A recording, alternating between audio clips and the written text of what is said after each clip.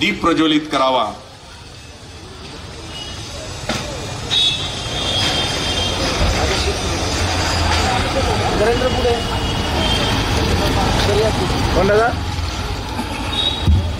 नरेंद्र भाऊ जैसी दीपकलिका धाकुटी बहुत तेजाने प्रकटी तमसोमा ज्योतिर्गमय असं म्हटलं जातं की दिव्यामुळं मनामनामधला अंधकार नाहीसा होतो। थोडा उजेड ठेवा अंधार फार झाला, पणती जपून ठेवा अंधार फार झाला।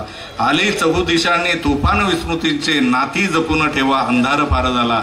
आणि खऱ्या अर्थाने हाच संदेश या प्रबोधनाच्या आपल्या सर्वांच्या प्रती पोहोचत आहे। मी सर्व मान्यवरांना विनंती करतो की कृपया आपण व्यासपीठावर येऊन स्थानापन्न व्हावं।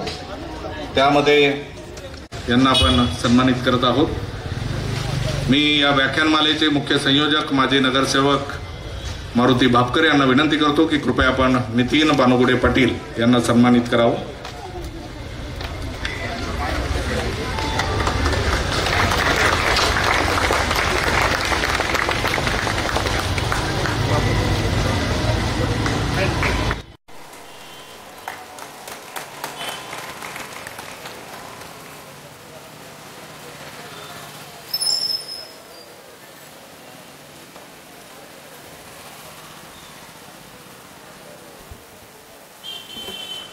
मोहननगरमधील आदर्श व्यक्तिमत्व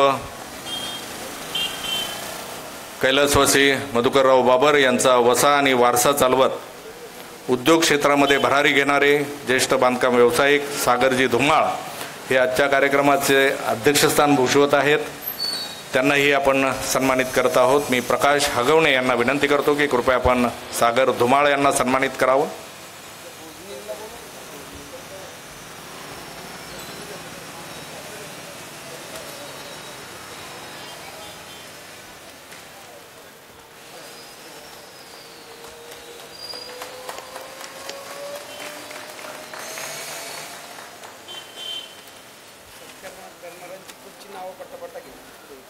संपूर्ण भारत देशाला परिवर्तनाची दिशा देणारे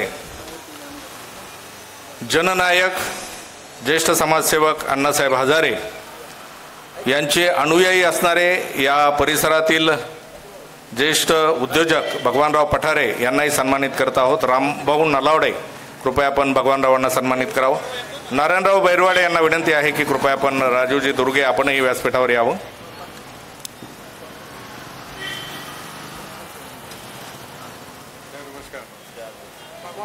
बसायला का नाही?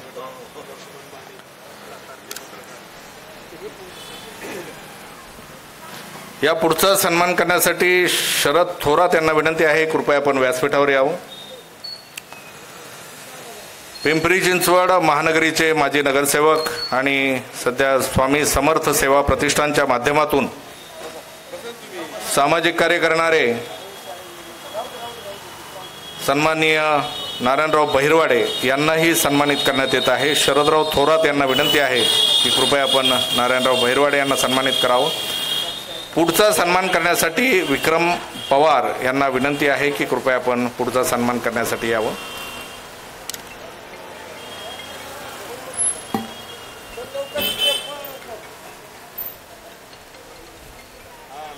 भारतीय जनता पक्षाचे निष्ठावंत नेते सरचिटणीस सन्माननीय राजू दुर्गे यांना सन्मानित करत आहोत। मी विक्रम पवार यांना विनंती करतो की राजू दुर्गे यांना सन्मानित करावं।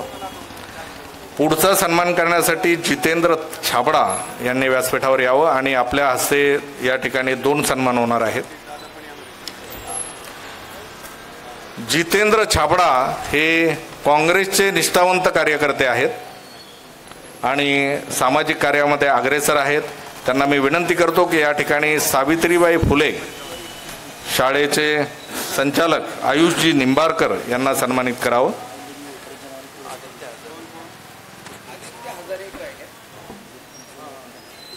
त्याचप्रमाणे जितेंद्र छाबडा यांनाच विनंती आहे की उद्योजक भावेशजी भोजाने यांना सन्मानित करावं।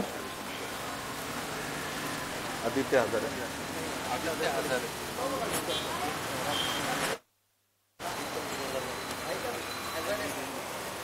सत्कार करायचा। मारुती भापकर यांना विनंती आहे की आदित्यजी हजारे यांना सन्मानित करावं.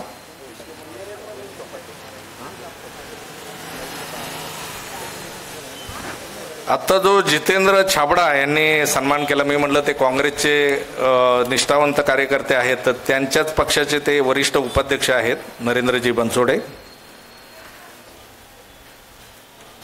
मित्रो झाले ना सर्वांचे?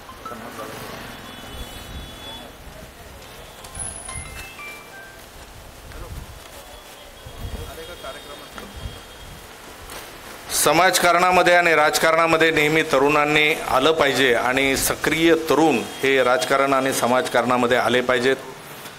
त्यातूनच खऱ्या अर्थाने भावी काळासाठी दिशा मिळते आणि अशी काही आश्वासक नावं या शहरामध्ये आहेत.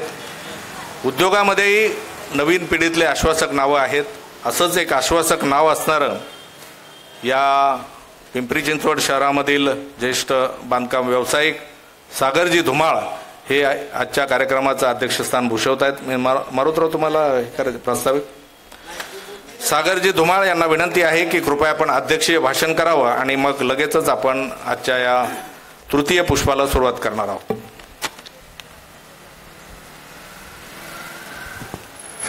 आजच्या या शाहू फुले आंबेडकर व्याख्यानमालेसाठी मला अध्यक्षपद दिल्याबद्दल मारुती भापकर आणि संयोजकांचे मी आभार मानतो. आधीच खूप वेळ झालेला आहे. बानगुडे पाटलांना थोडे ट्रॅफिकमध्ये अडकल्यामुळे वेळ झाला, त्यामुळे व्याख्यानमालेला खूप उशीर झालेला आहे. तरी मी त्यांना विनंती करतो की आपण डायरेक्ट व्याख्यान चालू केलं तरी काही हरकत नाही. शब्दामध्ये अध्यक्षांनी व्याख्यानासाठी परवानगी दिलेली आहे. व्यासपीठावरील सर्व मान्यवरांना विनंती आहे की कृपया आपण व्यासपीठाच्या खाली बसून आपण व्याख्यानाचा आस्वाद घ्यावा.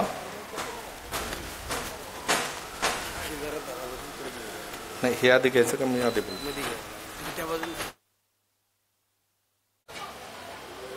देश धर्म पर मिटने वाला शेर शिवा का छावा था, महापराक्रमी परम प्रतापी एकही शंभू राजा था. आणि आज शंभू राजांचं जीवनगाथा आपण ऐकून घेणार आहोत. एक योद्धा, पराक्रमी, साहित्यिक असणारे शंभूराजे आणि राजकारण, समाजकारण, अर्थकारण, धर्मकारण, साहित्य अशा अनेक क्षेत्रात निर्विवाद वर्चस्व मिळवणारे शंभूराजे आणि या शंभूराजांची पूर्ण चरित्रगाथा आपण आजच्या या तृतीय सत्रामधून आपण ऐकून घेणार आहोत. आपल्या सर्वांमध्ये उपस्थित आहेत महाराष्ट्रातील आजच्या घडीचे नामवंत व्याख्याते, म्हणजे ते इतके नामवंत आहेत की प्राध्यापक शिवाजीराव भोसले आणि राम शेवाळकर यांच्यानंतर आचार्य अत्रे या 3 वक्त्यांच्या नंतर ज्यांनी लोकप्रियता मिळवली ते म्हणजे प्राध्यापक नितीन बानगुडे पाटील. तरुणांमध्ये विशेष लोकप्रिय असणारा हा एकमेव वक्ता आहे. रहमतपूर, जिल्हा सातारा या ठिकाणी ते वास्तव्यास आहेत. भौतिकशास्त्रामध्ये पदव्युत्तर पदवी घेऊन त्यांनी शिक्षणशास्त्रामध्ये पदवी घेतलेली आहेत. बॅचलर ऑफ जर्नलिझम सुद्धा केलेले आहेत. त्याचप्रमाणे शिवसेनेच्या वरिष्ठ पदावर त्यांनी काम केलेलं आहे. वयाच्या केवळ 28व्या वर्षी शंभूराजे या महानाट्याची निर्मिती सरांनी केलेली आहे.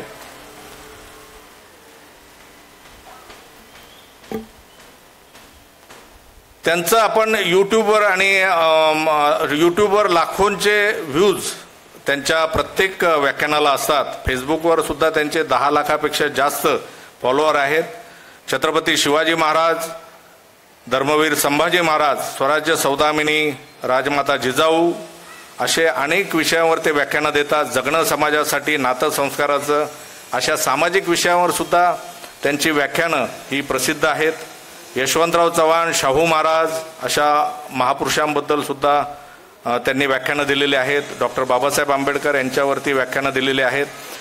बालवयामध्ये असताना, शालेय वयामध्ये असताना जवळजवळ 127 वक्तृत्व स्पर्धामध्ये त्यांनी भाग घेतलेला आहे.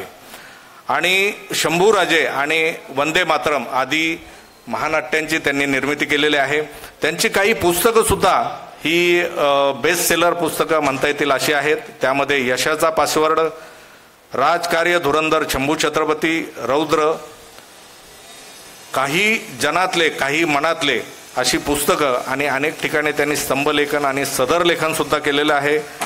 असे प्राध्यापक नितीन बानुगडे पाटील, ज्यांच्या नावाने प्रचंड जनसमुदाय जमतो, ज्यांच्या वाणीने इतिहास संस्कृतीला उजाळा मिळतो, ज्यांच्या वक्तृत्वाने उभ्या महाराष्ट्राला चेतना आणि प्रेरणा मिळते, असे ख्यातनाम व्याख्याते, इतिहासाचे अभ्यासक, तरुणांच्या गळ्यातील ताईत असणारे प्रबोधनकार प्राध्यापक नितीन बानुगडे पाटील. आणि आजचा विषय आहे छत्रपती संभाजी महाराज, धगधगती अंगार गाथा. आपण बानुगडे पाटलांचं टाळ्यांच्या गजरामध्ये स्वागत करूयात. त्यांनी आजच्या या तृतीय पुष्पाला सुरुवात करावी.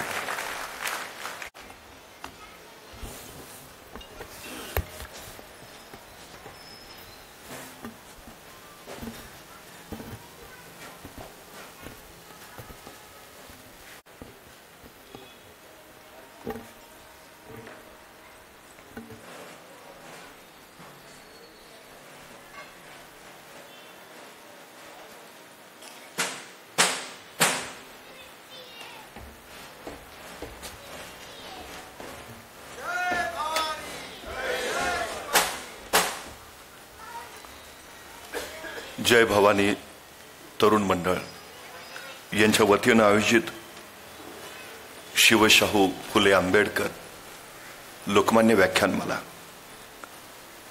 ज्यांच्या नेतृत्वातून संयोजनातून ही व्याख्यानमाला होते, ते सामाजिक कार्यकर्ते, आमचे मार्गदर्शक सन्माननीय मारुतीजी भापकर, आजच्या कार्यक्रमाचे अध्यक्ष सागरजी धुमाळ, सर्व समाजकारणातले राजकारणातले सन्माननीय आणि उपस्थित आपण सर्व. शक्यतो माझी वेळ कधी चुकत नाही. खरं तर माणसानं भ्रष्टाचार करूच नये, पण त्यातल्या त्यात वेळेचा तर अजिबात करू नये. खाल्लेला पैसा परत देता येतो, खाल्लेलं धान्य परत देता येतं, दुसऱ्याचा खाल्लेला वेळ काही परत देता येत नाही. इथं येण्यापूर्वी माझ्याकडून आपल्या बऱ्याचशा वेळेचा भ्रष्टाचार झाला, त्याबद्दल मी आपले सगळ्यांची पहिल्यांदा माफी मागतो. पण तंत्रानं फक्त यंत्र जिंकता येतात, मन जिंकण्यासाठी मंत्र सापडावा लागतो. मन जिंकण्याचा मंत्र सापडला असला तरी ट्रॅफिक जाममधनं गाडी नावाचं यंत्र बाहेर कसं काढावं याचं तंत्र मला अजून सापडलं नाही. त्यामुळे आपल्यापर्यंत पोहोचताना उशीर झाला, हेही मी आपल्याला नमूद करतो. खरं तर इतिहास अनेकांच्या अभ्यासाचा विषय आहे, इतिहास अनेकांच्या व्यासंगाचा विषय आहे, इतिहास अनेकांच्या संशोधनाचा विषय आहे, इतिहास अनेकांच्या चेतनेचा विषय आहे, इतिहास अनेकांच्या प्रेरणेचा विषय आहे, इतिहास अनेकांच्या अस्मितेचा विषय आहे, इतिहास अनेकांच्या अभिमानाचा स्वाभिमानाचा विषय आहे.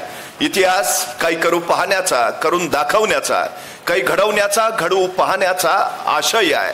इतिहास विसरणारी माणसं इतिहास घडवू शकत नाहीत आणि इतिहास घडवणारी माणसं इतिहास विसरू शकत नाहीत, असं डॉक्टर बाबासाहेब आंबेडकर सांगतात. खरं तर सातत्यानं नव्या पिढीला चेतना प्रेरणा द्यायची असेल तर भूतकाळातली अनुभव समृद्ध शिदोरी ही नव्या पिढीच्या पाठीशी बांधायला हवी, ही सगळ्यात मोठी आवश्यकता आहे. या व्याख्यानमालेच्या माध्यमानं इतिहासातली ती अनुभव समृद्ध शिदोरी नव्या पिढीच्या पाठीवर बांधली जाते, याचा मनस्वी अभिमान आहे. खरं तर 14 मे 1657 पुरंदरावर एका शिवरत्नाचा जन्म झाला आणि आपल्या ज्येष्ठ पुत्राची याद म्हणून मासाहेब जिजाऊंनी त्यांचं नामकरण केलं संभाजीराजे.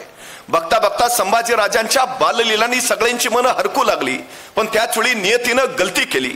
अवघं 2.25 वर्षाचं वय असताना शंभू राजांच्या मातोश्री सईबाई महाराणी साहेबांचं निधन झालं. डोईवरनं मातृत्वाचं छत्र हरपलं. पिता शिवाजीराजे तर पाठीला मरण बनून मुलूकभर दौड घेणारे पित्याची छत्रछाया वाट्याला यावी कशी, अशा वेळी सामने आल्या जिजाऊ अजून दुसरे शिवराय घडवायचं सामर्थ्य या जिजाऊत नक्कीच आहे सांगत. आणि जिजाऊ नावाच्या चालत्या बोलत्या विद्यापीठामध्ये संभाजी राजांचं बालपण सावरलं गेलं. संभाजीराजे चालणं बोलणं शिकले, संभाजीराजे लिहिणं वाचणं शिकले, संभाजीराजे नाना कला नाना विद्या याच्यामध्ये पारंगत झाले. धर्मशास्त्र, अर्थशास्त्र, नीतिशास्त्र, समाजशास्त्र, राज्यशास्त्र याच्यामध्ये संभाजीराजे माहेर झाले. 1 नाही, 2 नाही, 3 नाही, 4 नाही, 5 नाही, 6 नाही, 7 नाही, 8 नाही, 9 नाही, 10 नाही, 11, 12, 13, 14, 15, 16 भाषा यायला लागल्या संभाजी महाराजांना. मराठी येते, हिंदी येते, उर्दू येते, कन्नड येते, तामिळ येते, हिब्रू येते, पाली येते, संस्कृत येते, पोर्तुगीज येते, अरबी येते. एवढंच नव्हे तर महाराजांच्या राज्याभिषेकाला उपस्थित असणारा हेनरी ऑक्झेंडन लिहितो, या छोट्या युवराजांनी शंभू राजांनी माझ्याशी इंग्रजीतून संवाद साधला. शंभू राजांना इंग्रजी सुद्धा येते.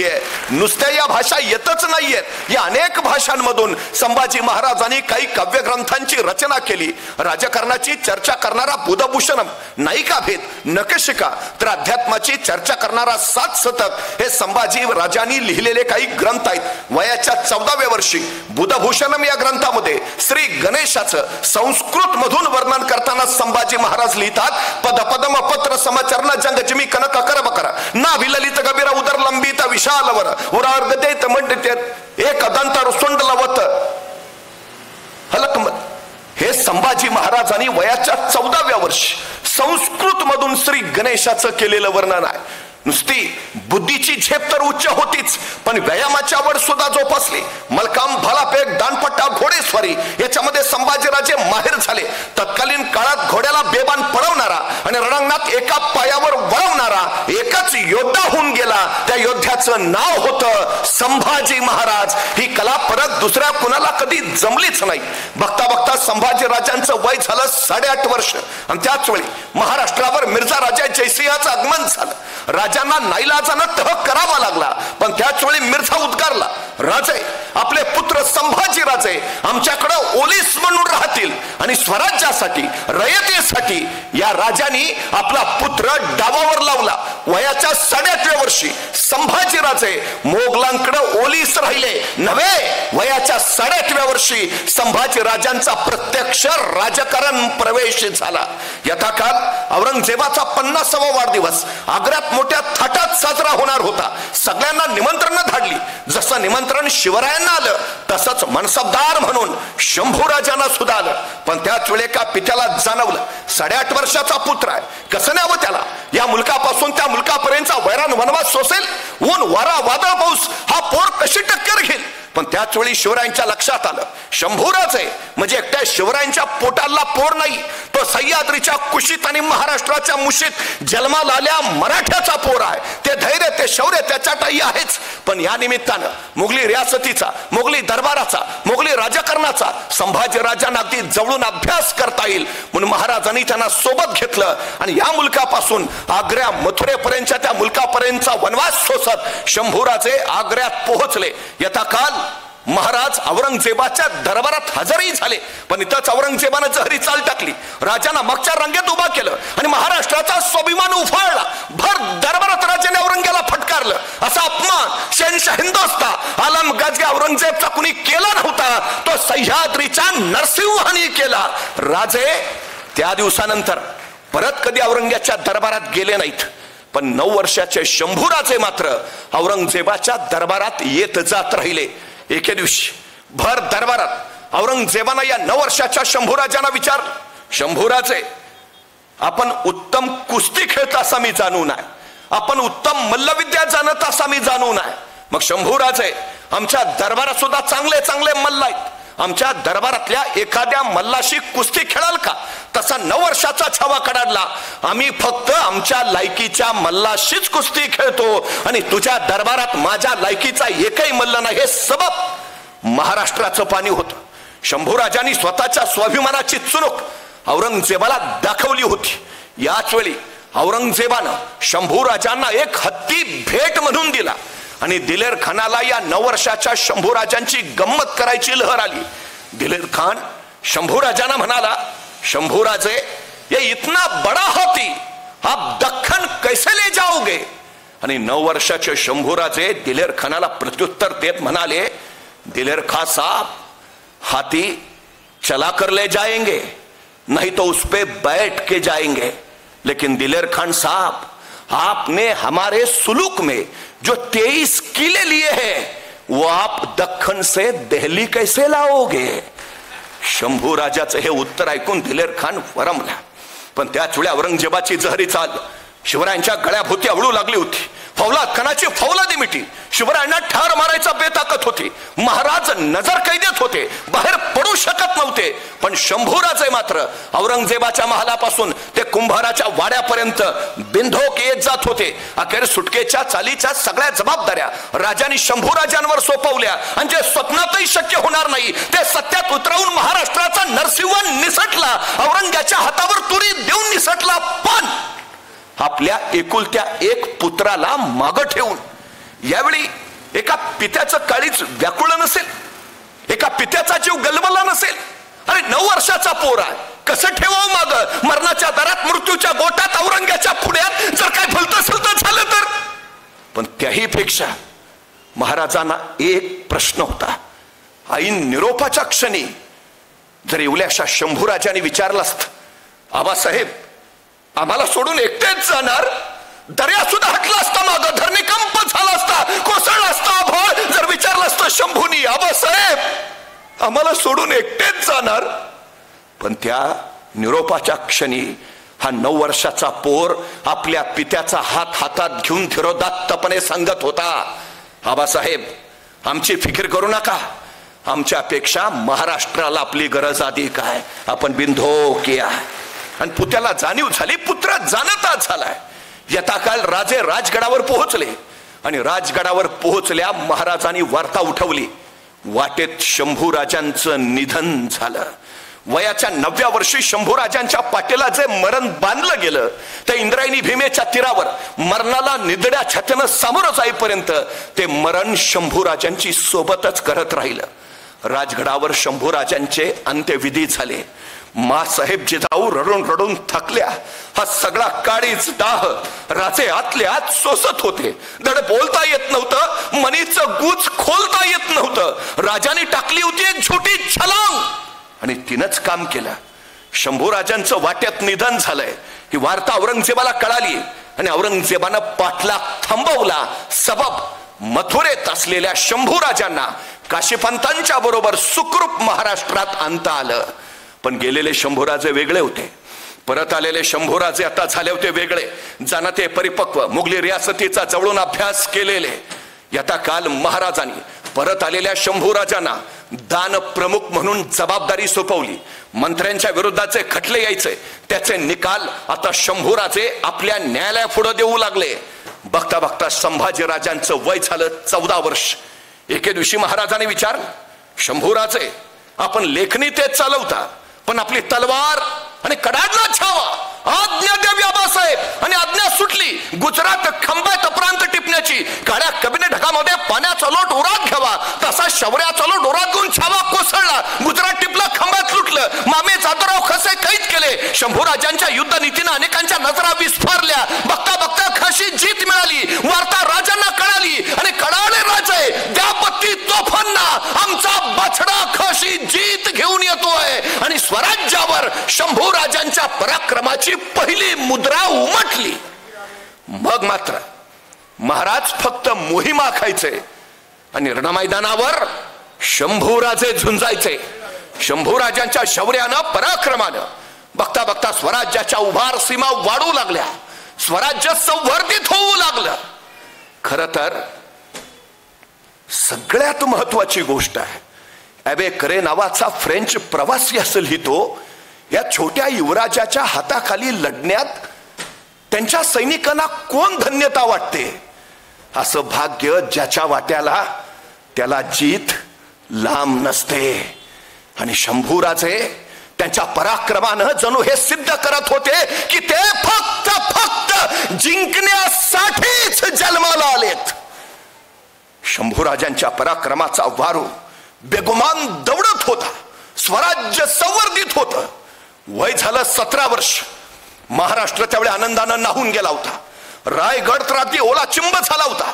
750 वर्षाचं पारतंत्र्य हटणार होतं आणि रायगडाच्या माथ्यावर स्वातंत्र्य सूर्य प्रकटणार होता, राजे छत्रपती होणार होते आणि झाले राजे छत्रपती झाले. या मुलांच्या पातशाहीमध्ये एक मराठा एवढा पातशाह झाला, ही गोष्ट काही साधी झाली नाही असं बखरकरांनी त्याचं वर्णनही केलं. पण त्याच वेळी आणखी एक गोष्ट घडली. आतापर्यंत मराठे जास्तीत जास्त सरदार होत होते, शंभूराजे पहिले युवराज झाले. आतापर्यंत मराठे जास्तीत जास्त वजिरी मिळवत होते, शंभूराजे पहिले छत्रपती पुत्र ठरले. अर्थात या घटनेपर्यंत शंभूराजांवर एकही डाग नाही, एकही आरोप नाही. पण शंभूराजे युवराज झाले आणि शंभूराजांच्या चरित्राचं पाणी अशा काय पाटाला वळवण्यात आलं की मूळचे शंभूराजेच हरवून गेले. खरं तर आम्हाला चकचकीत पॉलिशड जगण्याची सवय लागली आहे. दादा कोंडकेंच्या चित्रपटात एक गाणं आहे, चंदनाच्या पाटावर सोन्याच्या ताटावर मोत्याचा घास तुला भरवीन ग. आम्हाला बरं वाटतं, चंदनाचा पाट आहे, सोन्याचं ताट आहे, मोत्याचा घास आहे आणि भरवायला ती आहे म्हणल्यावर आनंदच आहे. पण हेच गाणं माझ्यासारख्यानं जरा वेगळ्या पद्धतीनं म्हटलं, बाबळीच्या पाटावर जर्मनच्या ताटावर हायब्रिडचा घास तुला भरवीन ग. ऐकायलाही बरं वाटत नाही, बोलायलाही नाही, खायलाही नाही. आमची नेमकी हीच आवड इथल्या चित्रपट निर्मात्यांनी, नाट्य निर्मात्यांनी आणि कथा कादंबरीकारांनी टिपली आणि शंभूराजांच्या चरित्रामध्ये कधीही न जन्माला आलेली स्त्री पात्र जोडली गेली आणि शंभूराजांचं चरित्र बदनामीच्या वळचणीला नेलं. थोरातांची कमळा, मोहित्यांची मंजुळा, गोदावरी, तुळसा अशी कितीतरी स्त्री पात्र जी या सृष्टीत कधी जन्मालाच आलेली नाहीत, पण ती शंभूराजांच्या चरित्रात दिसतील. शंभूराजांचं चरित्र बदनाम करताना सगळ्यात महत्वाची गोष्ट आहे, सगळ्यात. कधी तुम्ही थोरातांची कमळा नावाचा चित्रपट बघितला असेल, काय दाखवलं चित्रपटात? संभाजी महाराज तिच्यावर अत्याचार करतात, तो आघात सहन न झाल्यानं ती आत्महत्या करते. चित्रपटाच्या शेवटी पडद्यावरती समाधी, इथंच थोरातांच्या कमळानं आत्महत्या केली. कुठून शोध लागले? कवी बी नावाच्या कवीनं काल्पनिक लिहिलेली कविता थोरातांची कमळा. कविता काल्पनिक, कमळा काल्पनिक, तिच्यावर निघालेला चित्रपट काल्पनिक. मग पन्हाळ्याच्या आवारात तिथं एक समाधी सापडते कमळाची नाही, ती समाधी आहे सरदार थोरात दाम्पत्याची, सरदार यशवंतराव थोरात आणि त्यांच्या पत्नी गोंडाबाई थोरात या दोघांची. इतिहास संशोधक गुळवणी, इतिहास संशोधक वैद्य यांनी त्याच्यावर अधिक प्रकाश टाकलाय. त्या समाधीवर काय लिहिलं हेही अनेकांनी वाचलं. थोरातांची कमळा निधन पावल्याचं साल लिहिलं होतं 1698 साल आणि संभाजी महाराजांचा मृत्यू कधी झालाय? 1689 साली. म्हणजे संभाजी राजांच्या मृत्यूनंतर 9 वर्षांनी थोरातांची कमळा मेली. मग तिच्यावर नंतर 9 वर्षांनी जबरदस्ती करायला संभाजी राजांचं भूत गेलं होतं का? कुठला इतिहास सांगतो, काय वाचतो, काय पाहतो आम्ही? औरंगजेबाचा मुलगा शहजादा अकबर बापाविरुद्ध बंड करून मदत मागायला आला तो थेट महाराष्ट्रात, कारण त्याला माहिती आहे उभ्या हिंदुस्थानात औरंगजेबाशी टक्कर घेईल असा एकच योद्धा आहे आणि त्या योद्ध्याचं नाव आहे संभाजी महाराज. तो आला इथं दिल्लीच्या राजकारणासाठी. संभाजी राजाने त्याला जवळ केला. रायगडाच्या पायथ्याला पालीला दोघांची भेट झाली आणि या भेटीमध्ये संभाजी महाराजांनी आपल्या मैत्रीचं प्रतीक म्हणून या अकबराला एक मोत्याचा कंठा भेट म्हणून दिला. संभाजी महाराजांनी दिलेला हा मोत्याचा कंठा या नादान अकबरानं एका नर्तकीला देऊन टाकला. ही वार्ता संभाजी राजांना कळाली आणि संतापले राजे, ज्याला मैत्रीची कदर नाही त्याच्याशी पदरामाला जोडायचाच नाही, फेलफार त्याच्या सवलती बंद करा तुरंत. का? कारण त्यानं महाराजांनी दिलेला मोत्याचा कंठा एका नर्तकीला देऊन टाकला. ही साधी गोष्ट ज्यांना सहन होत नाही ते स्वतःच्या चारित्र्याबद्दल कसे असतील? मी जाणीवपूर्वक सांगतो, जितकं छत्रपती शिवाजी महाराजांचं चारित्र्य शुद्ध आणि स्वच्छ आहे तितकंच संभाजी राजांचं चारित्र्य ही शुद्ध आणि स्वच्छच आहे. संभाजी महाराजांच्या राण्यवशात फक्त एक नाव येतं, श्री सखी राज्ञी जयती महाराणी येसूबाई, दुसरं नाव नाही. आणखीन एक आरोप केला जातो संभाजी राजांवर. संभाजीराजे स्वराज्यद्रोही, छत्रपतींचा पुत्र मोगलांच्या कळपात दाखल झाला, दिलेर खानाला जॉन मिळाला. संभाजीराजांच्या आयुष्यातली महाभयानक चूक. वस्तुस्थिती काय आहे? महाराज कर्नाटक स्वारीवर निघाले दक्षिण दिग्विजयाकडे. संभाजीराजांना त्यावेळी स्वराज्यातच ठेवले. मग आता संभाजी महाराजांना दिलेर खानाकडे पळूनच जायचं आहे, तर महाराज कर्नाटकात असतानाच ते सोपं आहे ना. का महाराज कर्नाटकवरनं परत येतात आणि परत आल्यानंतर काही दिवसात संभाजी महाराज दिलेर खानाकडे जातात. कुठला चोर असं म्हणतो का येऊ द्या ना पोलीस जातो पळून? जायचंय तर आधी जातील ना. वस्तुस्थिती काय आहे त्या काळची? दिलेर खान इकडे येऊन थांबलाय. मोगल आणि आदिलशाही यांची युती व्हायचं घटतंय. त्याच्या आधी महाराजांच्या लक्षात आलंय उत्तरेतले मोगल जर चालून आले तर स्वराज्याचं रक्षण करायचं असेल तर एकट्याला शक्य नाही. त्याला दक्षिणेची दक्षिण एक झाली पाहिजे, सगळी दक्षिण एक करून उभा राहिलं पाहिजे. आणि ही दक्षिण एक करायची जबाबदारी महाराजांनी शंभूराजांवर सोपवली. त्या योजनेसाठी संभाजी महाराज गोवळकोंड्याला गेले, पण तिथला कुतुबशाह तयार होईना. अखेर 2-4 तडाखे बसले. मग मदनना अक्कांना शरण आले आणि गोवळकोंडा आपल्या बरोबर यायला तयार झाली. एक शाही आलेली, आता उरली होती आदिलशाही, पण ती तर मोगलांबरोबर एकत्र यायचं घाटत होतं. मोगल आणि आदिलशाही यांची जर युती झाली असती तर स्वराज्याला धोकादायक होतं. त्यांची युती होऊ न देणं आणि मोगलांचं आक्रमण जे स्वराज्याकडे होत आहे ते टाळणं, यासाठी एका विलक्षण कृतीची गरज होती. आणि छत्रपती शिवाजी महाराजांनी तीच विलक्षण कृती केली. त्यांनी स्वतः शंभूराजांना दिलेर खानाकडे पाठवलं. सबब दिलेर खानाकडे शंभूराजे गेल्यामुळं मोगल आणि आदिलशाही यांची जी संभाव्य युती होणार होती ती टळली. आणि दिलेर खानाचं आक्रमण जे स्वराज्यावर होणार होतं, शंभूराजांनी दिलेर खानाचं ते आक्रमण स्वराज्यावर न होऊ देता ते आदिलशाहीकडे वळवलं. मोगल आणि संभाजीराजे दोघं मिळून आदिलशाहीवर चालून येत आहेत हे आदिलशाहीनं बघितलं. आदिलशाहीच्या पायाखालची वाळू सरकली आणि मदतीसाठी तो धावला. तो थेट छत्रपती शिवाजी महाराजांकडे. कुतुबशाही आलीच होती, महाराजांच्या एका विलक्षण कृतीनं आदिलशाही सुद्धा आली. दक्षिणेची दक्षिण एक झाली. हे महाराजांचं राजकारण आहे. आता काही लोक आम्हाला विचारतात, अहो पण ते संभाजी महाराजांनी पत्र पाठवलंय दिलेर खानाला, आम्ही तुमच्याकडे यायला आतुर आहे, आम्हाला पराक्रमाची संधी हवी आहे, आम्ही तुमच्याकडे येऊ इच्छितो. आता मला सांगा, हा जर गोपनीय गुप्तकटाचा भाग असेल तर संभाजी महाराज दिलेर खानाला असं लिहितील का, राजमान्य राजश्री दिलेर खान साहेबांशी शिरसाष्टांग दंडवत.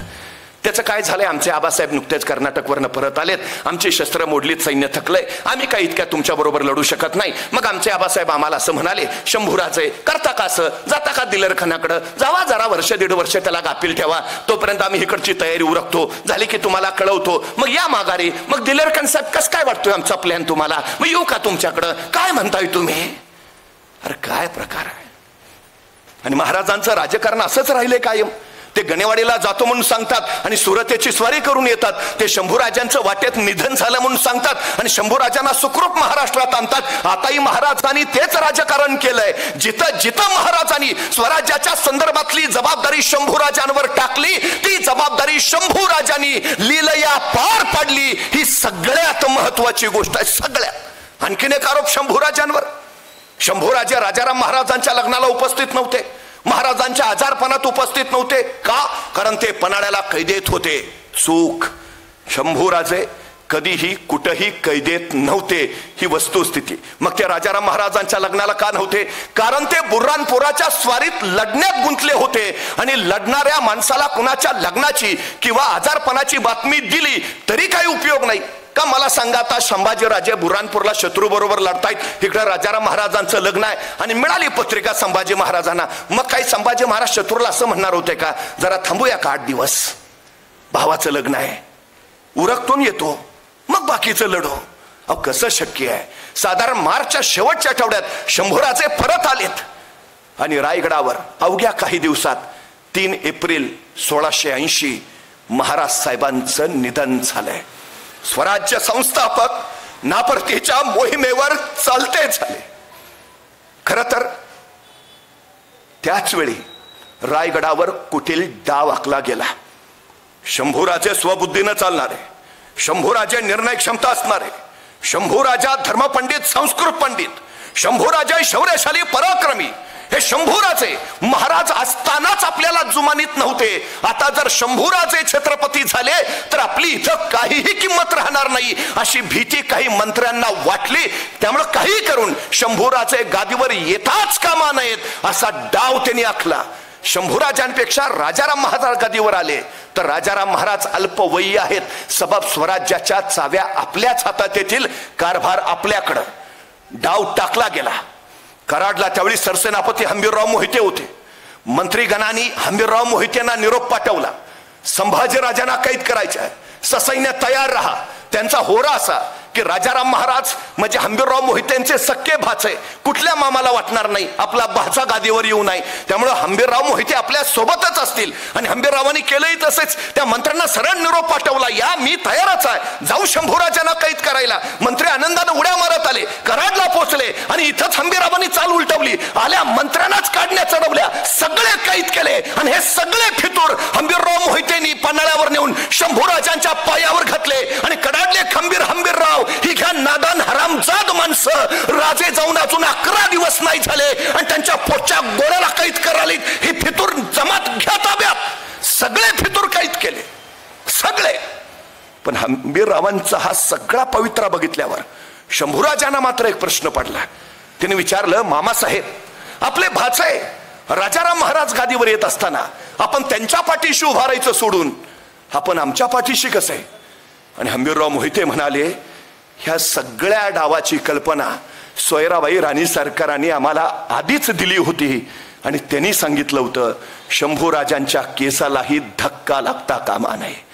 सगळ्यात महत्वाची गोष्ट सांगतो, स्वतः शंभूराजांनी बाकरे नावाच्या ब्राह्मणाला दिलेल्या दानपत्रामध्ये सोयराबाईंचा उल्लेख करताना स्पष्ट लिहिलंय, स्फटिकाप्रमाणे निर्मळ मनाची माझी आई. जिथं शंभूराजेच सोयराबाईंना स्फटिकाप्रमाणे निर्मळ मनाची म्हणतात, तिथं आम्ही त्यांना कैकई का समजावं, हा सगळ्यात महत्वाचा प्रश्न आहे. अनेकांनी गृहकलह, स्वराज्याच्या गादीचा वाद वगैरे वगैरे हा सगळा प्रकार रंगवलाय. पण खरंच वस्तुस्थिती काय आहे? छत्रपती शिवाजी महाराजांनी निर्माण केलेलं हे राज्य काय पिढ्यानपिढ्यांचं नाहीये. इथं फुलापेक्षा काठीच अधिक आहे. आणि महाराज स्पष्ट सांगतायत, हे राज्य आम्ही निर्माण केलं त्या रयतेच्या डोईवर सुखाचं छत्र ठेवण्यासाठी, आमच्या पोरा बाळांना राज्याधिकार देता यावेत म्हणून नव्हे. आणि त्याच्यापेक्षा महत्वाची गोष्ट, जर गादीचा स्वार्थ असता तर संभाजी महाराजांच्या मृत्यूनंतर महाराणी येसूबाईंनी शाहू महाराजांना सोबत घेत स्वतः जिंजीला जाणं पसंत केलं असतं. याच्या उलट महाराणी येसूबाई आणि शाहूराजे यांनी स्वतः मोगलांच्या कैदेत जाणं पत्करलं. आणि राजाराम महाराज आणि ताराबाई राणी साहेब यांना सुखरूप जिंजीला पाठवलं. त्यामुळं स्वराज्याचं तख्त राहिलं, स्वराज्य सुरक्षित राहिलं. आणि त्याच्याही पुढची माहिती, राजाराम महाराज उभ्या हयातीत एकदाही स्वराज्य सिंहासनावर बसलेले नाहीत. सांगतायत, राज्य संभाजीराजे पुत्र शाहूंचा आहे, मी फक्त विश्वस्त. एक भरत आम्ही बघितला होता रामायणामध्ये आणि दुसरा भरत आम्हाला दिसतो शिवायनामध्ये. त्यामुळे हा प्रकार शिवचरित्रात नाही, हे पहिलं आपण लक्षात घेतलं पाहिजे. संभाजी महाराजांनी सगळा कट मोडीत काढला. संभाजीराजे रायगडावर आले, रायगड सुरक्षित केला. छत्रपती शिवाजी महाराजांचे काही अंत्यविधी करायचे राहिले होते, ते संभाजीराजांनी पुन्हा केले. रायगडावर छत्रपती शिवाजी महाराजांची समाधी उभारली, स्वराज्याची घडी नीट बसवली. आणि महाराजांच्या मृत्यूनंतर तब्बल 9 महिन्यांनी संभाजीराजांनी स्वतःला राज्याभिषेक करून घेतला. संभाजीराजे या स्वराज्याचे दुसरे छत्रपती झाले. पण त्याच वेळी महाराष्ट्राचा आभाळ मात्र काळवंडलं होतं. महाराजांच्या मृत्यूचा फायदा घेऊन हे स्वराज्य गिळंकृत करावं असा डाव औरंगाखत होता. आणि त्याच वेळी या स्वराज्य रक्षणासाठी स्वराज्य सिंहासनावर होते शंभूराजे. भर दरबारात शंभूराजांनी सरसेनापती हंबीररावांना विचारलं, मामासाहेब स्वराज्याचा घाट बांधावा म्हणतो, पण औरंग्याचाही थाट उतरला पाहिजे. मामासाहेब जागा काढा मोकेची. आणि हंबीररावांनी जागा काढली. राजा एक जागा आहे मोकेची, मुघलाचं नाकच जणू औरंग्याची दख्खनेतली राजधानी. एखाद्या सुंदरीच्या गालावर तीळ शोभावा तसा तसा हा प्रांत शोभतो. राज कोण जागा? राजा दार उल्क मुल्क दख्खन बुरहानपुरा बुरहानपुरा म्हणजे मधाचं पोळं आणि कडाडला छावा मग हे मधाचं पोळं आता कोळ्याचं जाळं झालं पाहिजे. आणि सुटल्या मराठी फौजा बुरहानपूर धुतलं, पुरताच्या पुरता लुटलं, 17च्या 17 पुरते पुरे उद्ध्वस्त केले. एखाद्या सुंदर बागेचं रुपडं डोळ्यात साठवावं म्हणून पापणी मिटावी आणि पापणी उघडून बघावी तर पुढं स्मशान दिसावं, अशी बुरहानपुऱ्याची भयावह अवस्था केली. बुरहानपुरा शंभू राजांनी पुरता कोळसा पुरा करून टाकला. औरंगजेबाला वार्ता मिळाली आणि चौताळला औरंगजेब, संतापला, पुटपुटला. पुरी उमर शिवाजी राजाने माझ्याशी वैर केलं, पुरी उमर. पण त्या शिवाजी राजाने माझ्या बुर्हानपूर सारख्या नगरीला कधी हात नाही लावला. पण हा त्यांचा पोर काल गादीवर आला आणि पहिलाच तडाखा बुर्हानपुराला. हे पाणी वेगळं आहे. बुर्हानपुरा म्हणजे औरंगजेबाचं हळवं काळीच पान. त्याच्या 2 बहिणींचा जन्म तिथलाच, त्याची आई निर्वतली बुर्हानपुऱ्यातच. आणि औरंगजेबाचं आयुष्यातलं एकुलतं एक प्रेम प्रकरण ते घडलं तेही बुर्हानपुऱ्यातच. त्यामुळे बुर्हानपुरा म्हणजे औरंग्याचं हळवं काळीच पान. शंभूराजाने बुर्हानपुराला हात घातला नव्हे, औरंग्याच्या काळजालाच हात घातला आणि संतापला औरंगजेब. तोपर्यंत दुसरा तडाखा बसला. औरंगजेबाच्या नावाने वसवलेला औरंगाबाद, संभाजी महाराजांनी त्यालाच तडाखा दिला. औरंगाबाद लुटलं लुटलं इतकं लुटलं की औरंगजेबाच्या नावाशिवाय तिथं काही ठेवलंच नाही. औरंगजेब चौताळत राहिला आणि तोपर्यंत तिसरा तडाखा बसला.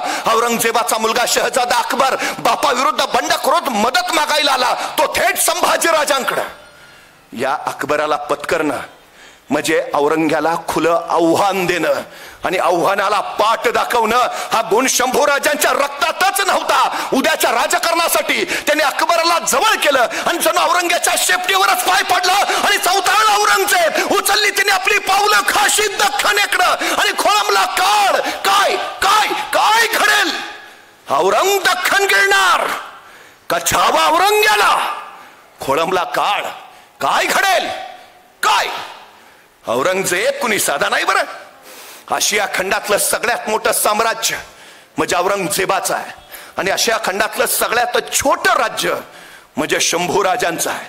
औरंगजेबाच्या नुसत्या सरदारांची संख्या 14,500 आणि एका सरदाराच्या हाताखाली 50,000ची फौज म्हणजे 14,500 गुणिले 50,000 एवढा औरंगजेबाचं लष्करी सामर्थ्य आहे. एकट्या औरंगजेबाची छावणी पडली तर 5 लाखाचं सैन्य असायचं. 3.5 मैल रुंद आणि 3.5 मैल लांब एवढी औरंगजेबाची छावणी असायची.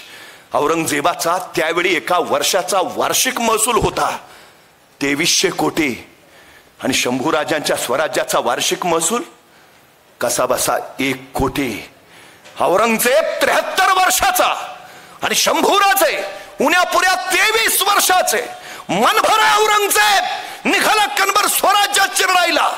बघता बघता औरंगजेब दख्खनेत उतरला आणि खासी वार्ता संभाजीराजांना कळाली आणि कडाडला छावा येऊ देत्या औरंगजेबाला. अखेर त्याला त्याच्या मरणाची जागा कळली तर आता दख्खनेच बनेल कबर त्याची.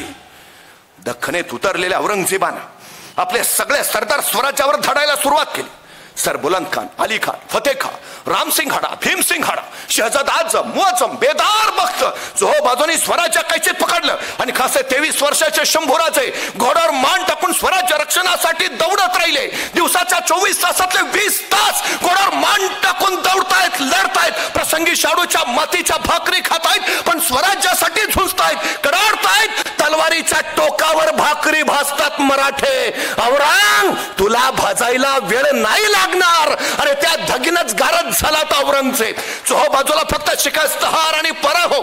संभाजीराजांच्या शौर्यानं औरंगजेबाची पुरती वाताहत झाली. औरंगजेब स्वतःच्याच सरदारांवर बरसू लागला. क्या करते हो बंदोबस्त, खिल्लत पहन के खाली मार खाते हो, इतनी फौज दीदी मत में कहा गई, खा गया वो दक्कन का चूहा. कुणीतरी सांगायचं हुजूर वो संभाजीराजे शैतान है, फिर हम कहा शैतान से कम है, फिर भी कि शिकस्त क्यों हार. औरंगजेबानं आणखी प्रचंड सैन्य वाढवलं पण शंभूराजे नावाच्या रौद्रा पुढं या सगळ्या सैन्याचा पालापाचोळा झाला. शिकस्त आणि हार. औरंगजेबाच्या वाट्याला दुसरं काहीच नाही. संतापून औरंगजेबानं आणखी फौज वाढवली. मग मात्र शंभूराजांनी विलक्षण चाल टाकली. औरंगजेबाचं सैन्य स्वराज्याच्या उरावर संभाजीराजांनी स्वतःच्या फौजा औरंग्याच्या मुलखात घातल्या आणि मराठी फौजेने औरंगजेबाचा मुलूक उद्ध्वस्त करायला सुरुवात केली. गावाच्या गावात ताब्यात केली. खुलेआम औरंगजेबाचा मुलूक पादाक्रांत करत मराठी फौजा दौडू लागल्या. औरंगजेबाला काही कळे ना, मी ह्यांच्या दारात, हे आमच्या घरात.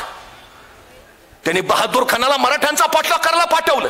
बहादूर खान मराठ्यांचा पाठलाग करत राहिला, पण त्याला काय माहितीये, वारा आणि मराठे कधी कुणाला सापडलेत. बहादूर खान फक्त पळत राहिला.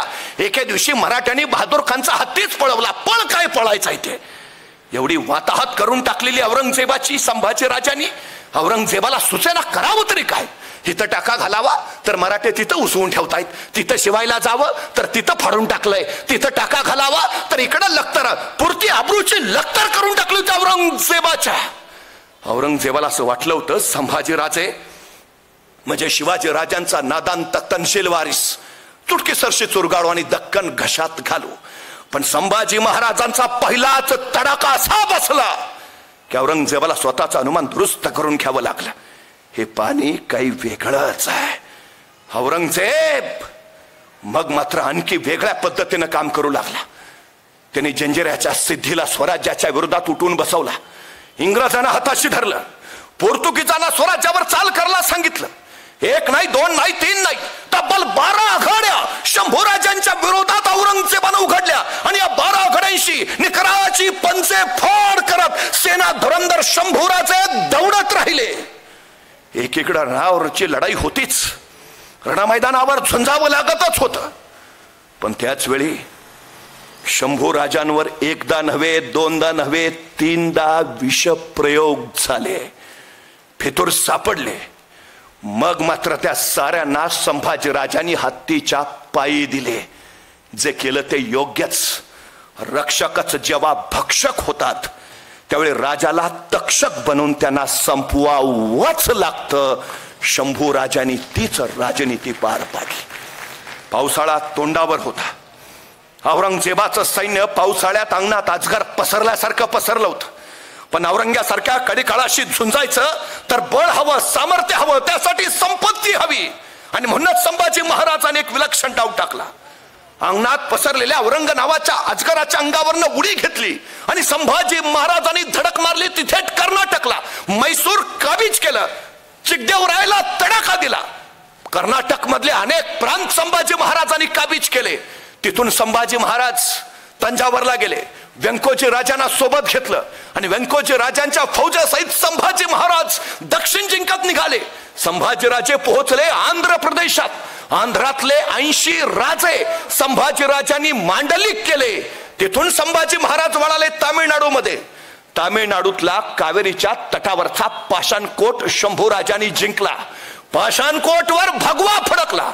जगातलं पहिलं बुलेट प्रूफ जॅकेट शंभूराजांनी या पाषाणकोटच्या लढाईतच तयार केलं. पहिलं बुलेट प्रूफ जॅकेट तामिळनाड कब्जात केला.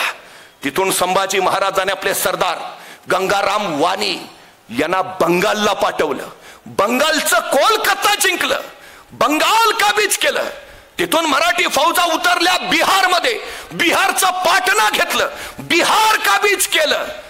म्हणजे आताच्या हिंदुस्थानचा जर नकाशा बघितला तर महाराष्ट्र, कर्नाटक, गुजरात, हरियाणा, मध्य प्रदेश, गोवा, राजस्थान, आंध्र प्रदेश आणि तामिळनाडू ह्या 9 राज्यांवर शंभूराजांची सत्ता आहे. या 9 राज्यांवर मराठ्यांच्या घोड्यांच्या टापा उमटल्यात. दक्षिण सगळी एक केली महाराजांनी. प्रचंड सामर्थ्य, संपत्ती मिळवली. शंभूराजे परत आले. पण इथं औरंगजेबानं सगळे उठवून बसवलेले. पण किती धडाका मारल्या तरी औरंगजेबाला शंभूराजांना शिकस्त देणं शक्य नव्हतं. वैतागलेल्या औरंगजेबानं सगळ्या सरदारांची बैठक बोलावली. क्या किया जाए? अनेक सरदार म्हटला, हुजूर इन मरहट्टों की जान है उनके गड़किलों में, पहले गड़की ले लेते हैं. मरहट्टे खुद ब खुद आएंगे, घुटने टेकते हमारे सामने. आणि पटला औरंगजेबाला. त्याने विचारलं, सही बात बता, तो ऐसा कौन सा किला है जो जल से जल लिया जा सकता हो? म्हणजे पहिल्याच घासाला पराभवाचा खडा नको. किल्ला असा काढा की पटकन घेता येईल, फारसा डोक्याला ताप नको. मग एकाने सांगितलं, हुजूर एक किल्ला आहे. कौन सा? नाशिक जिल्ह्यातला दिंडोरी तालुक्यातला वणीपासून अवघ्या काही मैलावर असलेला प्रभू श्री रामचंद्र तिथं विश्रांतीसाठी जायचंय, त्यांची सेज तिथं, मग त्या किल्ल्याचं नाव आहे रामसेज हुजूर. असा किल्ला है. मराठे कितने है? 300 350 होंगे हुजूर. शिबंदी ना हुजूर, बजमियत ना हुजूर, तोहफे बिल्कुल ना हुजूर. तो ठीक है, वही ले लेंगे. आणि ठरलं. अवघे 350 मराठे असलेला, तोफा शिबंदी बजमियत अजिबात नसलेला तो रामसेजचा किल्ला घ्यायचा. आणि औरंगजेबाने विचारलं, तो कौन जाएगा, कौन लेगा रामसेज? आणि उभा राहिला शाहबुद्दीन खा. हुजूर हम जाएंगे, हम लेंगे रामसेज. शाहबुद्दीन कितने दिनों में लोगे किला? आणि शाहबुद्दीन म्हणाला, हुजूर सकाळचा नाश्ता करून जातो, दुपारच्या जेवणाला किल्ला घेऊनच परत येतो. बहुत खूप. 30,000ची फौज घेऊन शाहबुद्दीन खान रामसेजवर निघाला. बघता बघता रामसेजवर कोसळला. आता रामसेजचा किल्लेदार आहे रामाजी पवार आणि सोबत 350 मावळे. हा 30,000चा सेनासागर बघितला, पण रामाजी पवार फक्त पाहत राहिला. बघता बघता शाहबुद्दीन खान आपल्या 30,000 फौजनीशी रामसेजवर चढाई करत निघाला. वेस ओलांडली. पुढं पुढं पुढं पार निम्म्यापर्यंत मोगल सैन्य पोहोचलं. आमच्या मराठ्यांची हालचाल ना प्रतिकार. शाहबुद्दीन खानाला वाटलं बहुतेक न लढताच किल्ला ताब्यात देता येत वाटतं. आणखी उसाला चलो आगे लेलो कला. सैन्य पुढं पुढं आलं, टप्प्यात आलं. आमच्या मराठ्यांच्या हालचालना प्रतिकार. शाहबुद्दीनला आणखी उसाला, ले लिया चलो आगे. हे सैन्य जवळ आलं तसे मराठे सावध झाले. हातातल्या गोपण्या थरारल्या, दगड भरली, सुटली दगड. दना थार दगडात लागली. पथरांची बौचार नुसती. त्या दगडाच्या माराने घायाळ झालं शाहबुद्दीनचं सैन्य. पाठीला पायलवान पळत सुटलं. त्या शाहबुद्दीनच्या मस्तकावर दगड बसलेला. ती जखम दाबीत शाहबुद्दीन खान म्हणाला, कैसे है ये मरहट्टे, पत्थरों से खेलते हैं. या खुदा पुरी जिंदगी में ऐसी जंग देखी ना हमने. एका दिवसात किल्ला घेतो म्हटलेला शाहबुद्दीन खान रात्री खलबतखान्यात जखमा शेकत बसला होता. क्या किया जाए. त्याचा एक सरदार होता मोठा कल्पक. तुम्हाला हुजूर ऐसा करते है, बोलो. नाही, काल आपण चालत गेलो, मग दगड डोक्यावर बसली, मग उद्या चालत नको जायला, मग सरपटत जाऊ. म्हणजे दगड आली तरी वरनं जातील, आपल्याला लागणार नाही. मोठी नामी कल्पना. शाहबुद्दीनला पटली. ऐसाही करेंगे. दुसऱ्या दिवशी चढाई सुरू झाली. उरलं सैन्य निघालं पण सरपटत. कुणी डोकं वर करायला तयार नाही. चुकून डोकं वर करायचो, डोक्यात दगड बसायचा, डोक्याला थाप नको, खाली चल पुढं. सर करत सैन्य निघालं वर. वेस ओलांडून पुढं पार निम्म्यापर्यंत पोहोचलं. आमच्या मराठ्यांच्या हालचालना प्रतिकार. शाहबुद्दीन खानाला वाटलं बहुतेक काल दगड मारून दमले असतील. कशाची लढताय, देणार किल्ला ताब्यात. मोठा उसाला, चलो आगे ले लो किल्ला. आता दिंडी दरवाजा समोर दिसायला लागला. जणू काय घेतला किल्ला. शाहबुद्दीन आनंदला, चलो आगे. हे सैन्य अगदी नजदीक आलं. तसे जागसूद मराठे सावध झाले. रात्रभर जागून तटबंदीवर मोठमोठ्या दगडी शिळा गोळा करून ठेवलेल्या. हे सरपटणारं सैन्य जवळ आलं. तशा त्या दगडी शिळा दिल्या नुसत्या ढकलून. गडगडा करत शिळा सुटल्या खाली. सरपटणाऱ्या पराण्यांना पार चेंगरून मेंगरून मग तळ जाऊन थांबल्या. एका दिवसात किल्ला घेतो म्हणलेला शाहबुद्दीन खान आठवडा झाला, महिना झाला, 2 महिने झाले. त्याला काय करावं कळेना. तो आपल्या सरदारांना म्हणत होता, ये मराठे हमें ऊपर नहीं आने देते, खुद नीचे नहीं आते. अरे सामने ही नहीं आएंगे तो लड़ेंगे कैसे, और लड़े ही नहीं तो जीतेंगे कैसे. क्या किया जाए. वैतागलेला शाहबुद्दीन खान. 5 महिने झाले, 6 महिने झाले, पण मराठे ताकास तोर लागू देईनात. अखेर वैतागल्या शाहबुद्दीन आपल्या सगळ्या सरदारांची बैठक बोलावली. क्या किया जाए. आणि महाबत खान म्हणला, हुजूर ये मरहट्टे सामने ही नहीं आएंगे, सिर्फ एक ही रास्ता है. कौन सा. 20-25 तोहफे है हमारे पास. सीधा तोप मारा शुरू करेंगे, गोलाबारी चालू करेंगे, आधे घंटे में किला कब्जे में आ जाएगा. आणि पटले शाहबुद्दीनला, सही बात महाबत, तैयारी करो, कल सुबह तोप मारा शुरू करेंगे. महाबत खान कामाला लागला. 20-22 तोफा किल्ल्याच्या दिशेने तोंड करून ठेवल्या. दारुगोळा ठसून भरला, वातान बाहेर काढली. बस आता उद्या सकाळी तोप मारा चालू, किल्ला ताब्यात. त्या दिवशी शाहबुद्दीन खान निवांत झोपला. म्हटलं आता कटकट नाही, उद्या येतोय किल्ला ताब्यात. गाढ निद्रा दिन. आणि बरोबर त्याच रात्री 1-1:30च्या सुमारास 100 मराठे अलगद रामसेजवरनं खाली उतरले. या शाहबुद्दीनच्या छावणीत घुसले. सपासप कत्तल चालू झाली. आक्रोश, किंकाळे, आरोळ्या, रक्ताचा चिलखंडा, मुर्द्यांचा डेक, प्रतांचा कच, यात्रांचा कल्लोळ उडाला. शाहबुद्दीन खडबडून जागा झाला. क्या हुआ. छापा हुजूर, कौन थे. मरहट्टे हुजूर, कहा गए. निकल गए हुजूर. संतापलेल्या शाहबुद्दीनला काय सुचेना. त्याने महाबत खानला सांगितलं, महाबत तोफे लगाव, अभी के अभी. आता रात्रीचे 2 वाजलेत आणि शहाबुद्दीन खान सांगतोय तोफे लगाव अभी के अभी. महाबत खान म्हणला, हुजूर अभी अंधेरा है, अभी तोहफे लगाएंगे तो गोले सीधे हम पे ही बरसेंगे, सुबह तक राह देखते हैं. सरपटला पण पर्याय नव्हता. दुसऱ्या दिवशी सकाळी 7-6:30 वाजता शहाबुद्दीन शाही हत्तीच्या अंबारीत बसला. 22 तोफा किल्ल्याच्या दिशेनं दारुगोळा ठसून भरलाय, वातान बाहेर काढली. आता इशारात झाली की तोफ मारा चालू आणि शहाबुद्दीनची इशारात झाली. महाबत खान पेटती मशाल घेऊन वातान पेटवायला गेला आणि वातान पेटवणार तोच गडावर नावाज आला. धडम धुम तोफेचा गोळा सू करतोय त्यांच्याच दिशेनं. तसा महाबत खान कडाडला, तोफे पीछे लाव, तोफे पीछे लाव. त्या शहाबुद्दीनला कळायचं बंद झालं. क्या हुआ हुजूर, मराठों ने गोलाबारिश कर दी है, आगे रहेंगे तो उनके गोले सीधे हम पे बरसेंगे, पीछे आएंगे हमारे गोले उन तक नहीं पहुंचेंगे, तोपखाना नाकामयाब हुजूर. त्या शहाबुद्दीनला काय कळेना. त्यांनी विचारलं, अरे पण मराठ्यांकडे तोफा नव्हत्या ना, तोफा नव्हत्या मराठ्यांकडे. मग महाबत खान म्हणला, हुजूर मराठ्यांकडे तोफा नव्हत्या पण डोकं तर होतं. मतलब मराठ्यांनी लाकडाच्या तोफा तयार केल्यात, त्याला आतनं जनावराचं कातडं लावलंय. हुजूर त्यांची एक तोफ आपल्या 10 तोफेला भारी आहे. ठीक तोफा तयार केल्या तोफा तयार. दारुगोळा कुठनं आणला? तसा महाबत खान म्हटला, मग रात्री छापा कशाला टाकलेला? हा आपलाच दारुगोळा आहे हुजूर. मराठे परिस्थितीवर रडत नाही बसले, लढत बसले. ते हल्ली बिघडलो आमचं. कुणीतरी येतो, आमची परिस्थिती नव्हती हो. तू गप. मला भयान राग येतो असल्या माणसांचा. आमची परिस्थिती नव्हती हो. परिस्थिती माणसाला घडवती नाही आणि परिस्थिती माणसाला बिघडवती नाही. माणूसच परिस्थिती घडवतो आणि माणूसच परिस्थिती बिघडवतो. उगा काहीतरी ते सवय. आम्ही गरीब आहे ना. अरे चांगला आहे ना, श्रीमंत व्हायला तुला मिळालेली सर्वोत्तम संधी आहे. नाही, मला जरा बुद्धी कमीच आहे. उत्तम विद्वान व्हायला तुला मिळालेली सर्वोत्तम संधी आहे. स्वतःच्या कमतरताना बलस्थान माना आणि त्या बलस्थानाच्या बळावर स्वतःच्या कर्तृत्वाचा ध्वज फडकवा. हे सांगितलं छत्रपती संभाजी राजांनी. अत्यंत प्रतिकूल परिस्थितीला अनुकूल कसं करून घ्यावं हे छत्रपती संभाजी राजांकडनं शिकावं.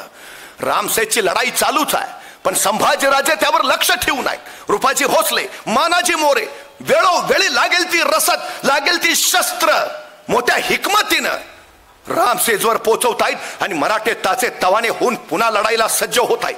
वर्ष झालं, 1.5 वर्ष झालं, शहाबुद्दीनच्या हाती काहीच लागेना. शेवटी औरंगजेबाचं शहाबुद्दीनला पत्र आलं, तुम्हारा 1 दिन कितने सालों का होता है, आओ वापस. त्याला माघारी बोलावलं आणि औरंगजेबाने विचारलं, अब कौन जाएगा, कौन लेगा रामसेज? आणि उभा राहिला बहादूर खान जहान बहादूर खान कोकलताश है बदजंग. औरंगजेबाचा दूध भाऊ आहे पण नाव काय जोरात आहे, खान जहान बहादूर खान कोकलताश है बदजंग. आता काय लोक विचारतात त्याची बायको कसं नाव घेत असेल. आता आपल्याला काय करायचं आहे पण नाव जोरात आहे हो. त्याच्यावर जबाबदारी सोपवली रामसेज घ्यायची. हा बहादूर खान रामसेजवर 20,000 फौज घेऊन पोहोचला. 300 मावळ्यांनी आमचा रामाजी पवार तयारच होता.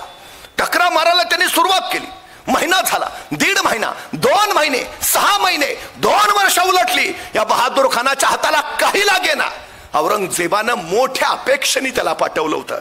पाठवताना औरंगजेब म्हणाला होता, बहादूर खा तुम्हारे नाम में ही बहादूर है, बस एक फतेह दे दो. कब के तरस गए हैं एक फतेह के लिए, एक फतेह के लिए.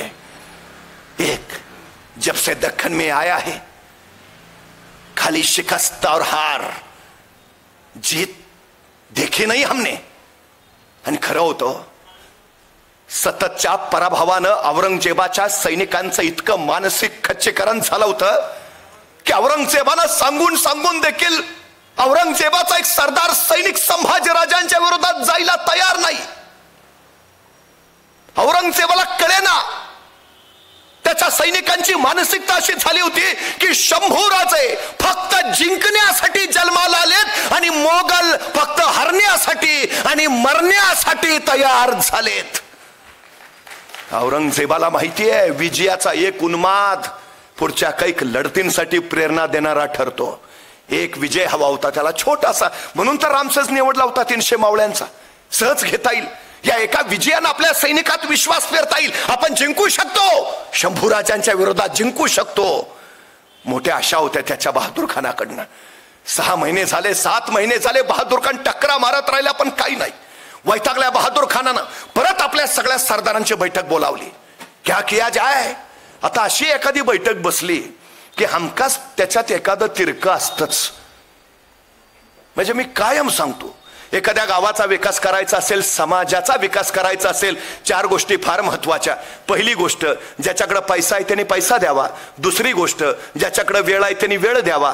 तिसरी गोष्ट, ज्याच्याकडे कष्ट आहे त्यांनी कष्ट द्यावे. आणि चौथी गोष्ट, ज्याच्याकडे या तिन्हीपैकी काहीच नाही त्यांनी किमान गप राहावे.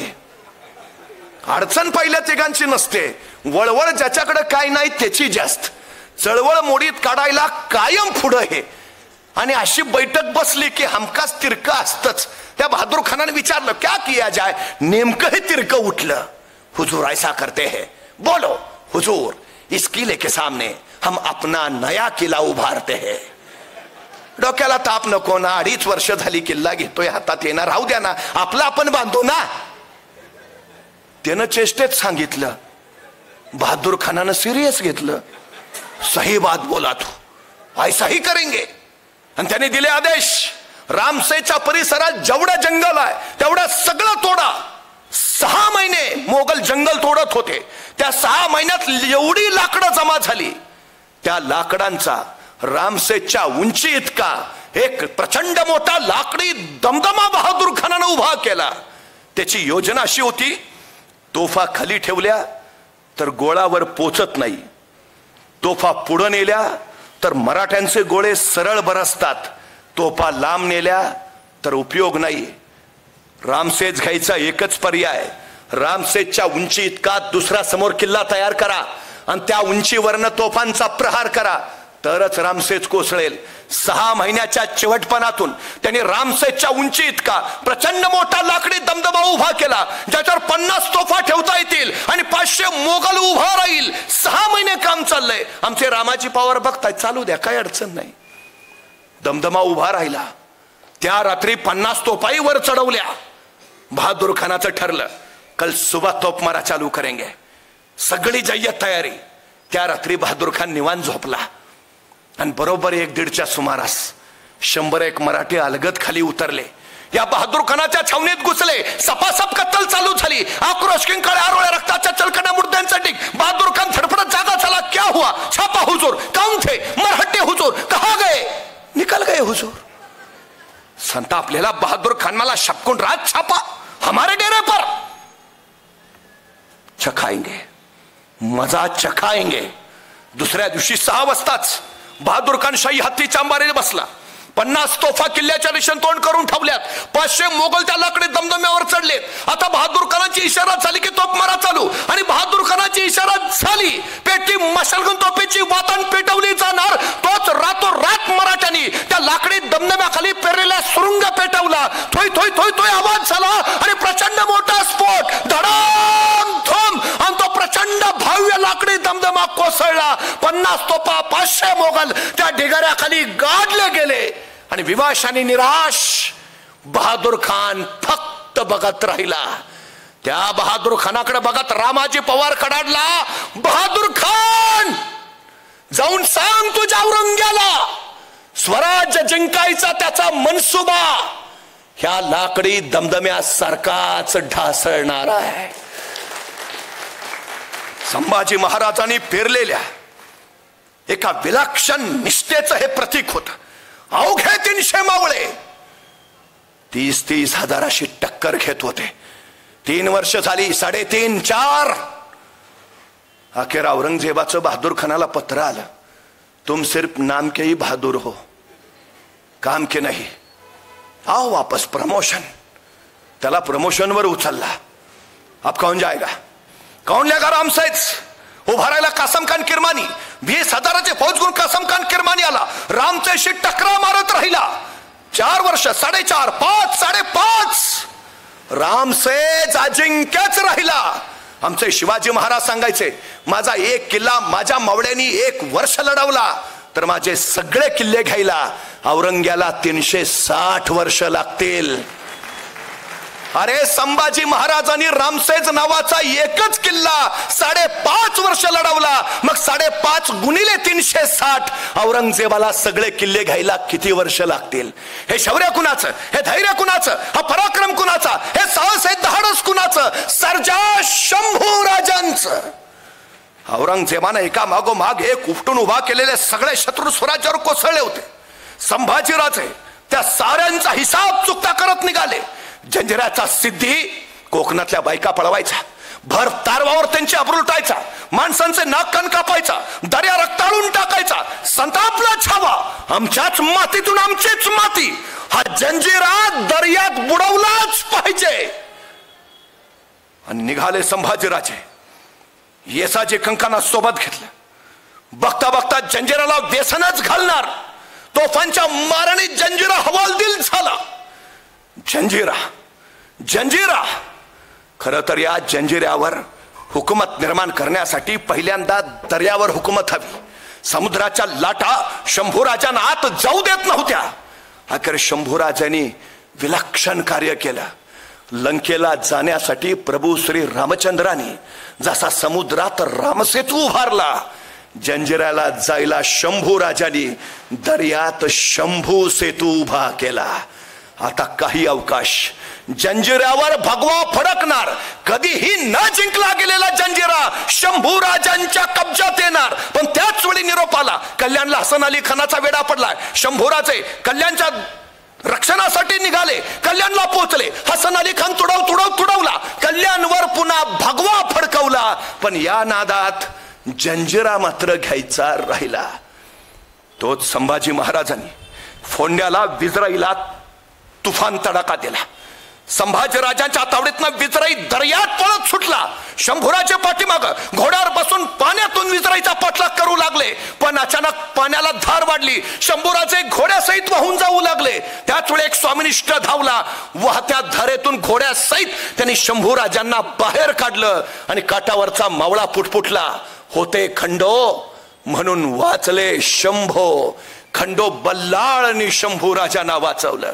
पण गोवेकरांनी इतकी दहशत घेतली शंभूराजांची. तुम्ही सगळी पत्र काढा पोर्तुगीजांची. ते छत्रपती शिवाजी महाराजांचा उल्लेख शिवाजी म्हणून करतात. पण संभाजीराजांचा उल्लेख करताना मात्र छत्रपती संभाजी महाराज असाच करतात. इतकी दहशत, इतकी धास्ती. अहो त्या विजरांनी गोव्यातली राजधानी स्वतःची बदलून मुरगाव बंदरात नेण्याचा घाट घातला होता. शंभूराजांचा शेजार नको. आणि खंदेरीला इंग्रज तर दर्यातच बुडवले शंभूराजांनी. कॅप्टन सहित कैक मारले आणि त्या इंग्रजांना सरळ मुंबईच्या सांगितलं मुंबई विकत द्यायची चालू पडायचं. मुंबईचं महत्व शंभूराजे जाणून होते. 40,000 पागोड्याला व्यवहार ठरला. विकत द्यायची निघायचं 40,000.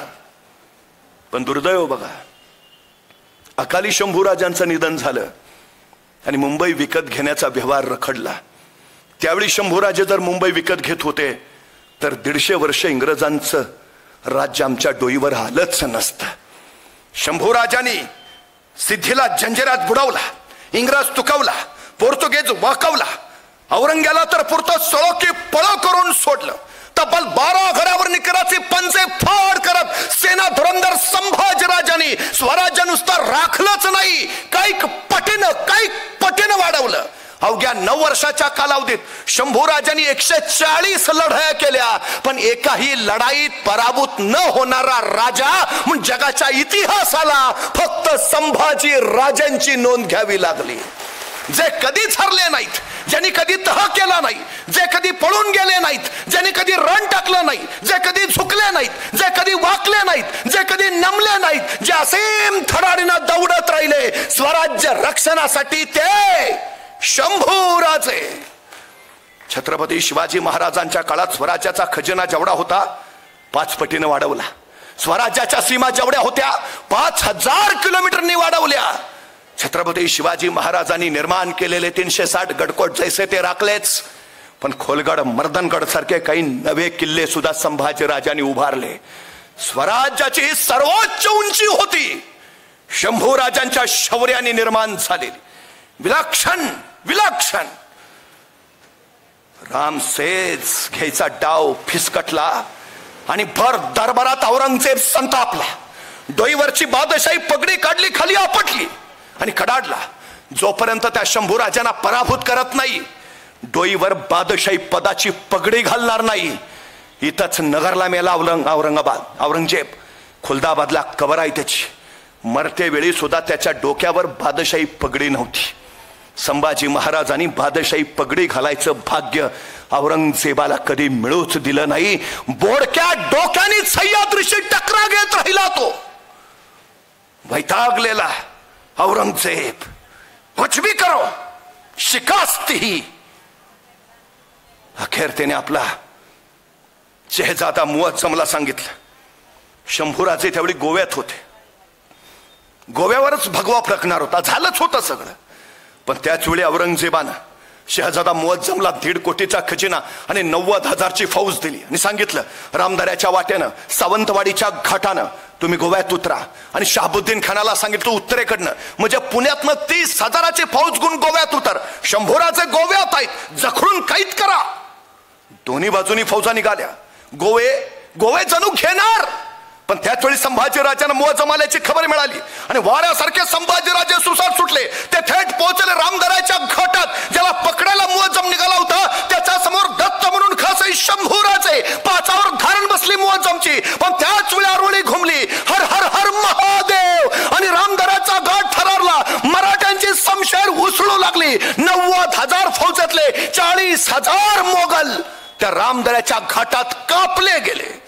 वाऱ्यासारखे आलेले शंभूराजे तीरासारखे निघाले. आणि कोंडाजी शंभूराजांना विचारत राहिला, तो मुअज्जम आयता तावडीत आलता, कापायचं नाही वे. आणि शंभूराजे म्हणाले, सुकलं झाड मोडून पडणारच आहे, तोडा कशाला.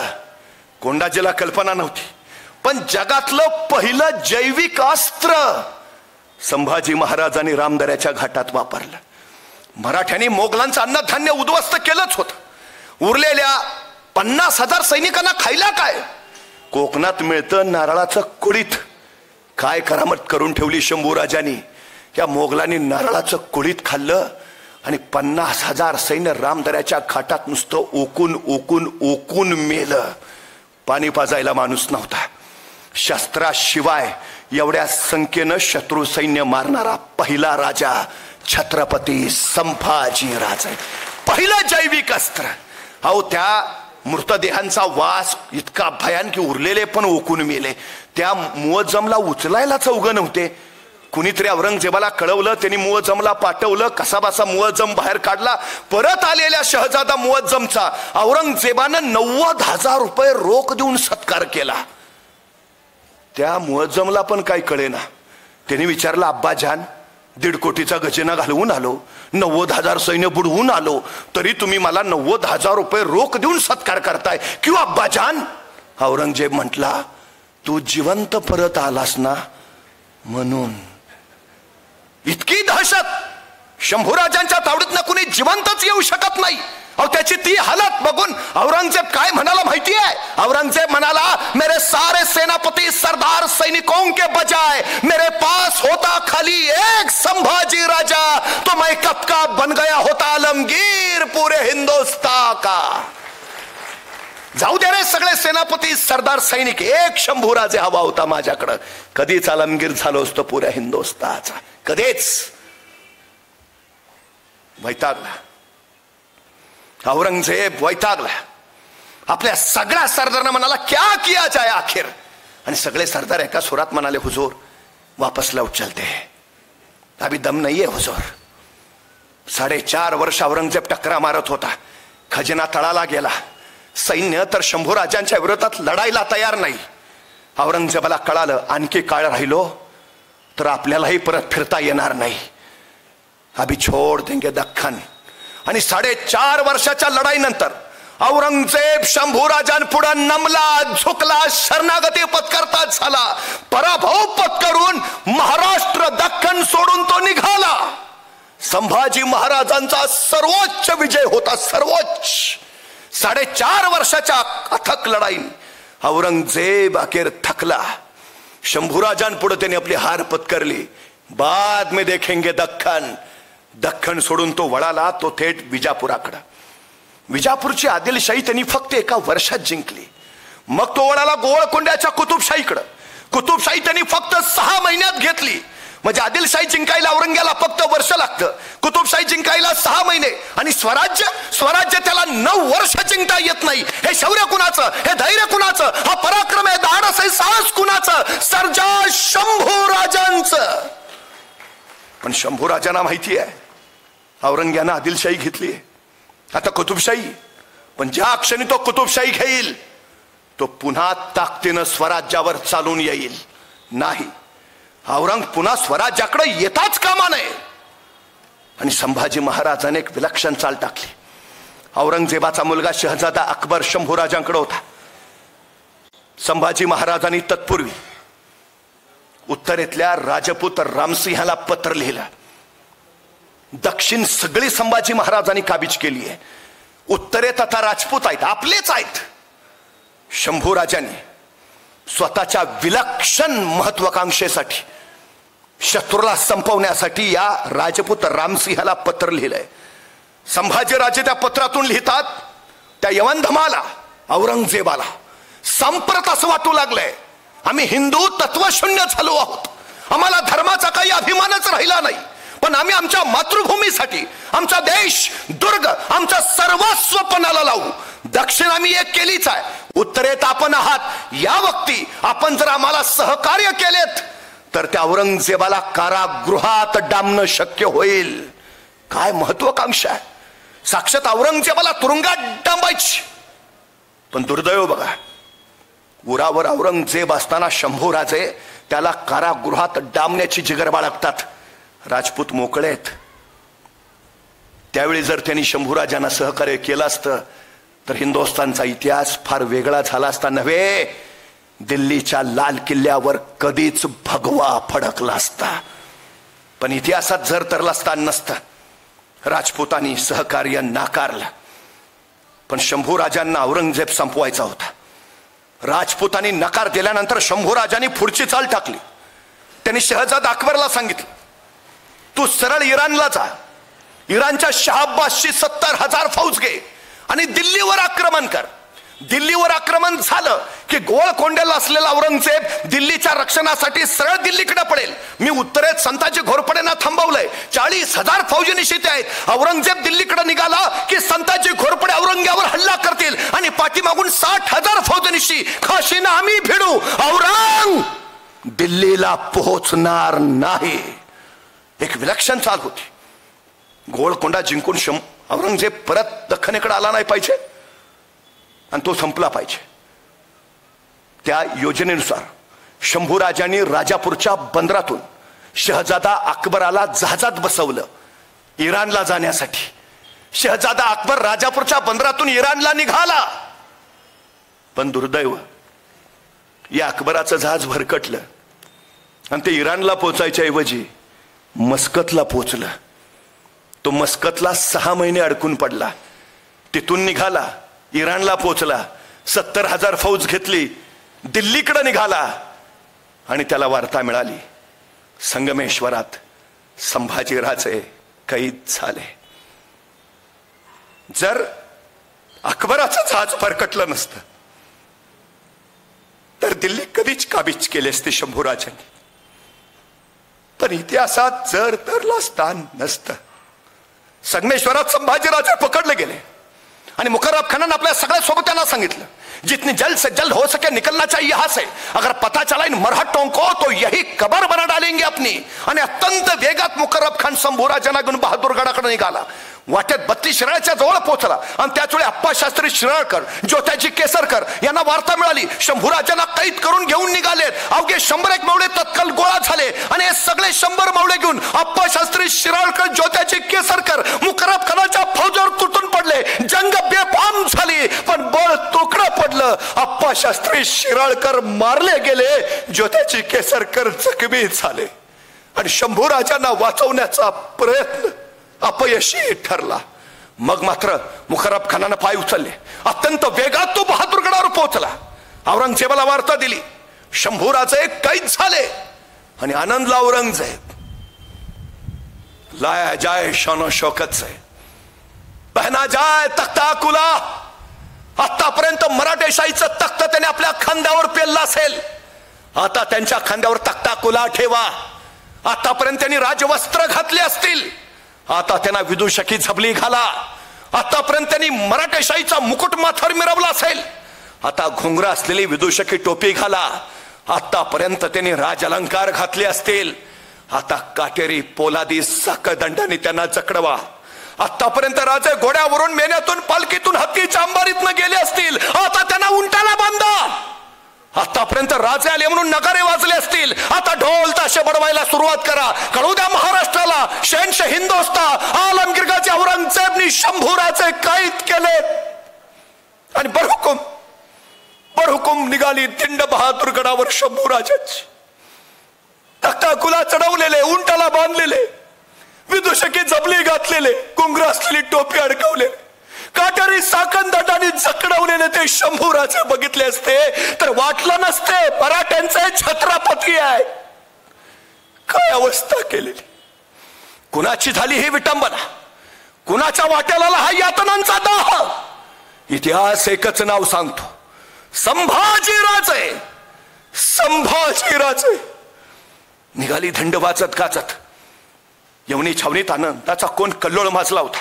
9 वर्ष ज्याने औरंग्याच्या साहित्याने दिमागात गोंधळ घातला, ते शंभूराजे आहेत कसे, दिसतात कसे, चालतात कसे, बोलतात कसे, आतुरले होते सगळे. कोण कोणाच्या घरावर, कोण कोणाच्या झाडावर, कोण कोणाच्या खांद्यावर उभा राहून बघत होते कसे संभाजीराजे.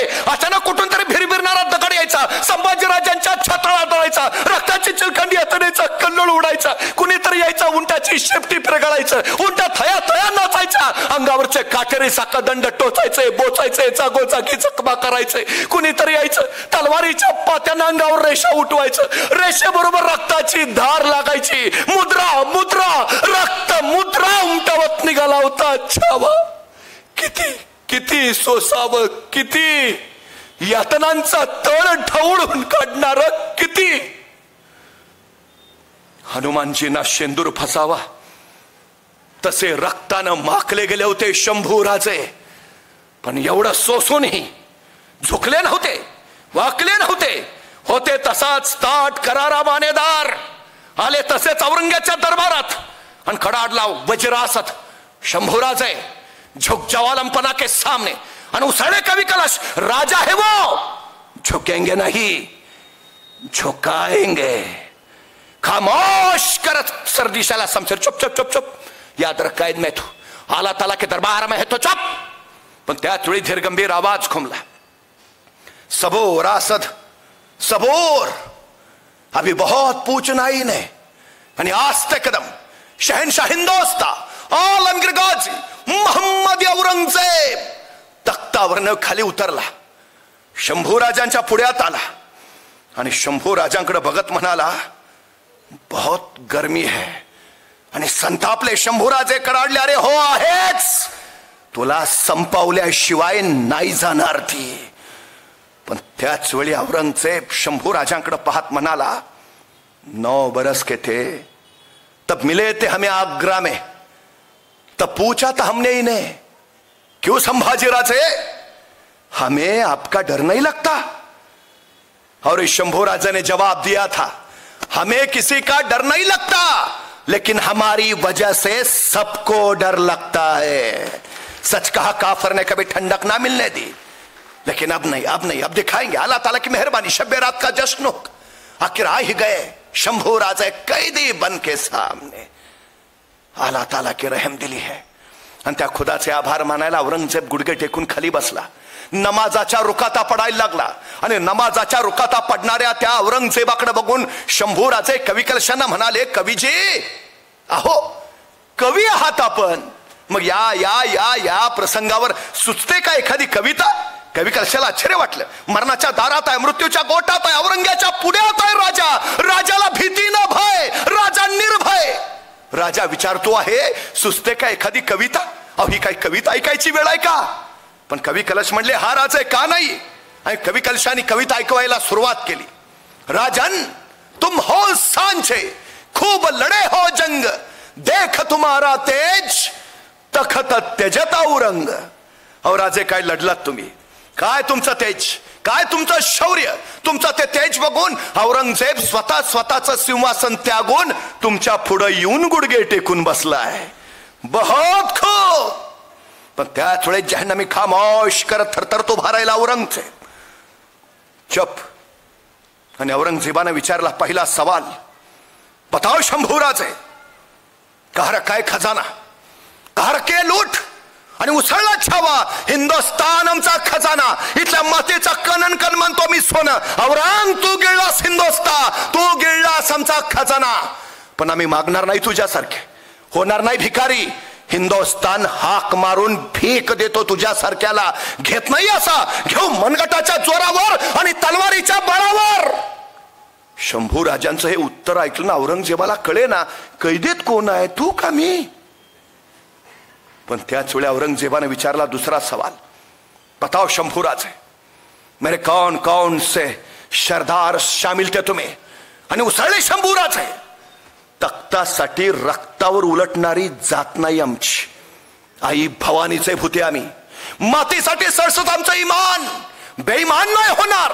याद राख औरंग, महाराष्ट्राच्या मातीत उभायस तू, इथाच माती करू. आमच्याच वाटेवर येऊन आमच्याशीच वाटमारी करणाराची त्याच्या वाटेवर जाऊन वाट लावल्याशिवाय आम्ही आमच्या वाटेवर परतत नाही, हा इतिहास आहे आमचा.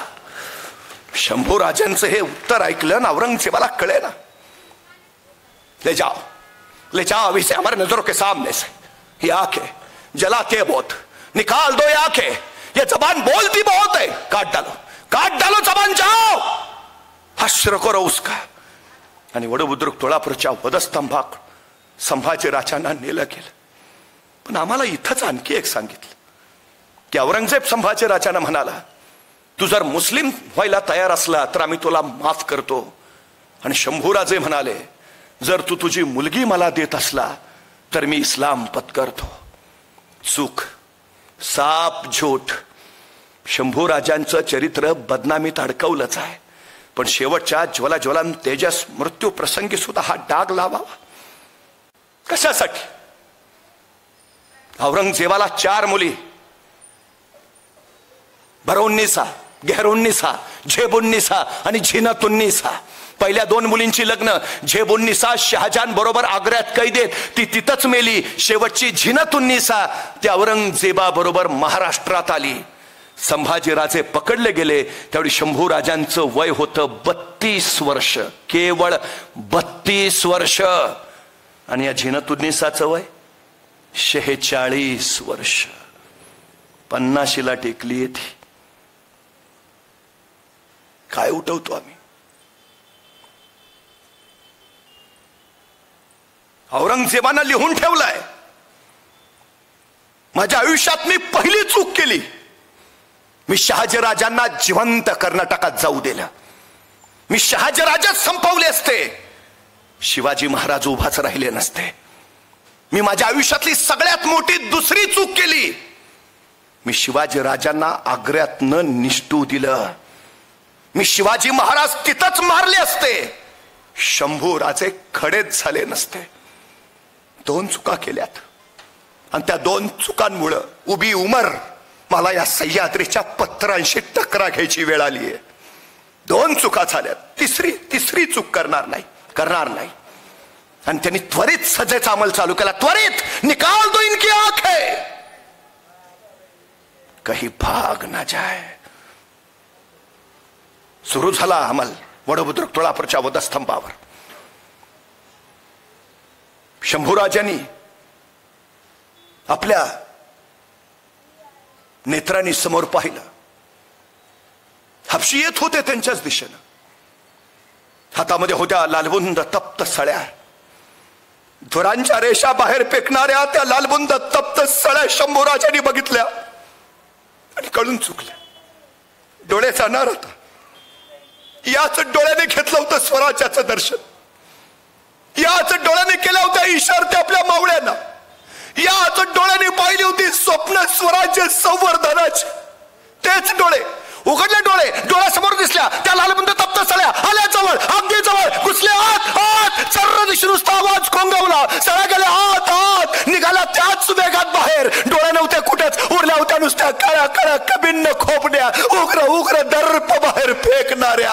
अरे किती श्वासावं, किती पायात काटा घुसला तर 8 दिवस पाय धरून बसतो आम्ही. डोळ्यात आलबुंदा तप्त सळा केल्या. अरे किती भोगला असेल, किती का, कशासाठी?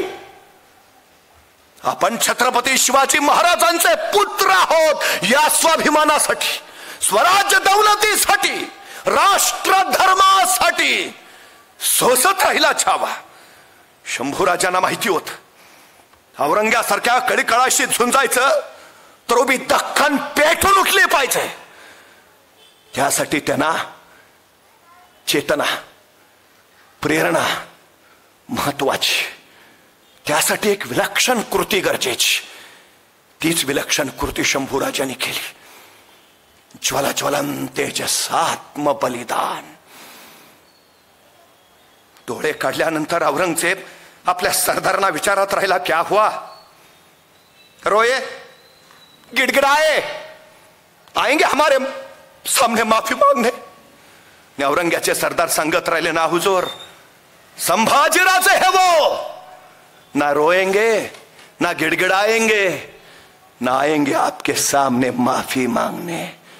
आणि संतापला औरंगजेब. तो जाओ और हश्र करो उनका. औरंगजेबाचे आदेश कळतात संभाजीराजे म्हणाले, औरंग, हे आमचे हाल हाल कशासाठी? सह्याद्रीच्या शिखरावर डौलानं फडफडणारा तो भगवा खाली खेचण्यासाठीच ना? अरे तो भगवा हे अदम्य अविनाश, त्याचं अस्तित्वच अमर. तू काय संपवणार? तू केलास एक एक वार, त्या वारातून ओघळताय रक्त. बघ, त्या भगव्यासाठी आमचा हा देहच झालाय भगवा. संपवशील, संपवू शकशील?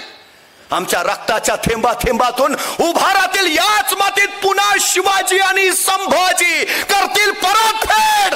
समशील इथंच. शमचं ते तेज विलक्षण होत. आणि ते तेज बघूनच औरंगजेब म्हणाला, काश एक शंभू राजा ऐसा जना होता हमारे जनाने में. कब के बन गए होते आलमगीर पूरे हिंदुस्तान के. एक शंभूराजे. आणि संभाजीराजे म्हणाले, तुझ्या पोटी शंभूराजे? औरंग, तुझ्या पोटी कोळसेच उपचणार. अरे स्वतःच्या बापाला विष देणारा तू, स्वतःच्या भावांची खुलेआम कत्तल करणारा तू, तुझ्या पोटी कोळसेच. अरे शंभूराजे जन्माला येतील त्या महाराष्ट्राच्या कुशीत आणि शिवछत्रपतींच्या मुशीतच. तो सह्याद्री मृत्यूलाही भय वाटावा असा मृत्युंजय योद्धा औरंगजेबापुढे उभा होता. दुसरा ससेचा अंमल चालू झाला. जबान छाटायची होती. बोलते बहुत है. नंगी लखलखती तलवार घेऊन हपशी आले. जबान छाटायची आहे, पण संभाजीराजांचं तोंड बंद. जबान छाटणार कशी? मग एका हपशानं कानावर दाबा जोर दिला, प्रचंड दाबा जोर दिला. जबडा उघडे ना. मग एकाने मस्तकावर प्रहार केला. जबडा उघडे ना. अरे उघडेल कसा? वाहगाचा जबडा आहे. वाहगाच्या जबड्यात घालून हात मोजती दात ही आमची अवकात सांगणारा शंभूराजा आहे. अखेर एका हपशानं युक्ती केली. शंभूराजांचं नाक दाबून धरलं. श्वास कोंडला, जीव गदमरला. श्वासासाठी ओठ ठरल्या, जीभ लवलवली आणि त्याच वेळी सांडशी घुसल्यात. सांडशीत पकडली जीभ, ओढली बाहेर. नंगी तलवार लकलकली, चालली साप. तोंडातनं उघडलं नुसतं लालबुंद रक्त. जीभ पडली होती समोरच वळवळत. ती सुद्धा तयार नव्हती शंभूराजांपासून पोरकं व्हायला. ज्या जिभेनं उमटवले जगदंब जगदंबचे बोल, जी जीभ म्हणत राहिली जय भवानी, जी करत राहिली जागर हर हर महादेव, जी म्हणत राहिली आऊसाहेब, आबासाहेब, मासाहेब, ती जीभ पडली होती समोरच.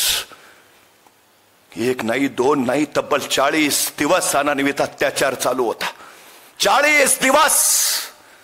कुणीतरी यायचं हाताची बोटं छाटायचं, कुणीतरी यायचं पायाची बोटं काढायचं, कुणी यायचं गुडघ्याच्या वाट्या. कातडं सोलून काढलं, मिठाचं पाणी टाकलं, जर्र जाळ झाला यातनाच. किती किती सोसावं, किती स्तंभित झाला औरंगजेब या मृत्युंजयाकडे पाहून. ज्वाला ज्वलंतेश शंभू राजा. अखेर औरंगजेबाची सुटली शेवटची आज्ञा. मस्तक कलम करा त्यांचं. आणि शंभू राजांचं मस्तक छाटलं, भाल्याच्या फळाला अडकवलं आणि निघालं वाजत गाजत. आला इंद्रायणीच्या तीरावर. त्या रेतीमध्ये भालाचा तोफा रोला गेला आणि शंभूराजांच्या मस्तकातनं रक्ताचा एक थेंब इंद्रायणीच्या पत्रात पडला आणि थरारली शहारली इंद्रायणी. याच इंद्रायणीनं पाहिलेलं शंभूराजांचं शौर्य, ते धैर्य, तो पराक्रम, ते धाडस. ती इंद्रायणी ढाळू लागली अश्व. गेली 350 वर्ष झाली. ती इंद्रायणी सांगतीये खरे शंभूराजे खरंच नाही कळाले. ज्वला ज्वलन तेजस आत्म बलिदान देणारा हा शिवपुत्र छावा सह्याद्रीच्या शिखरावर त्या फडफडत्या भगव्याच्या रूपाने अजूनही उभा आहे. सांगतो आहे कसं जगावं हे शिवरायांनी सांगितलं आणि कसं मरावं हे शंभू राजांनी दाखवलं. खरं तर शंभू राजांचं हे विलक्षण शौर्य. औरंगजेब शंभू राजांना मारू शकला पण तो स्वतः जिंकू मात्र शकला नाही. नाहीच. तो पुटपुटला, या अल्लाह होंगे कामयाब कभी.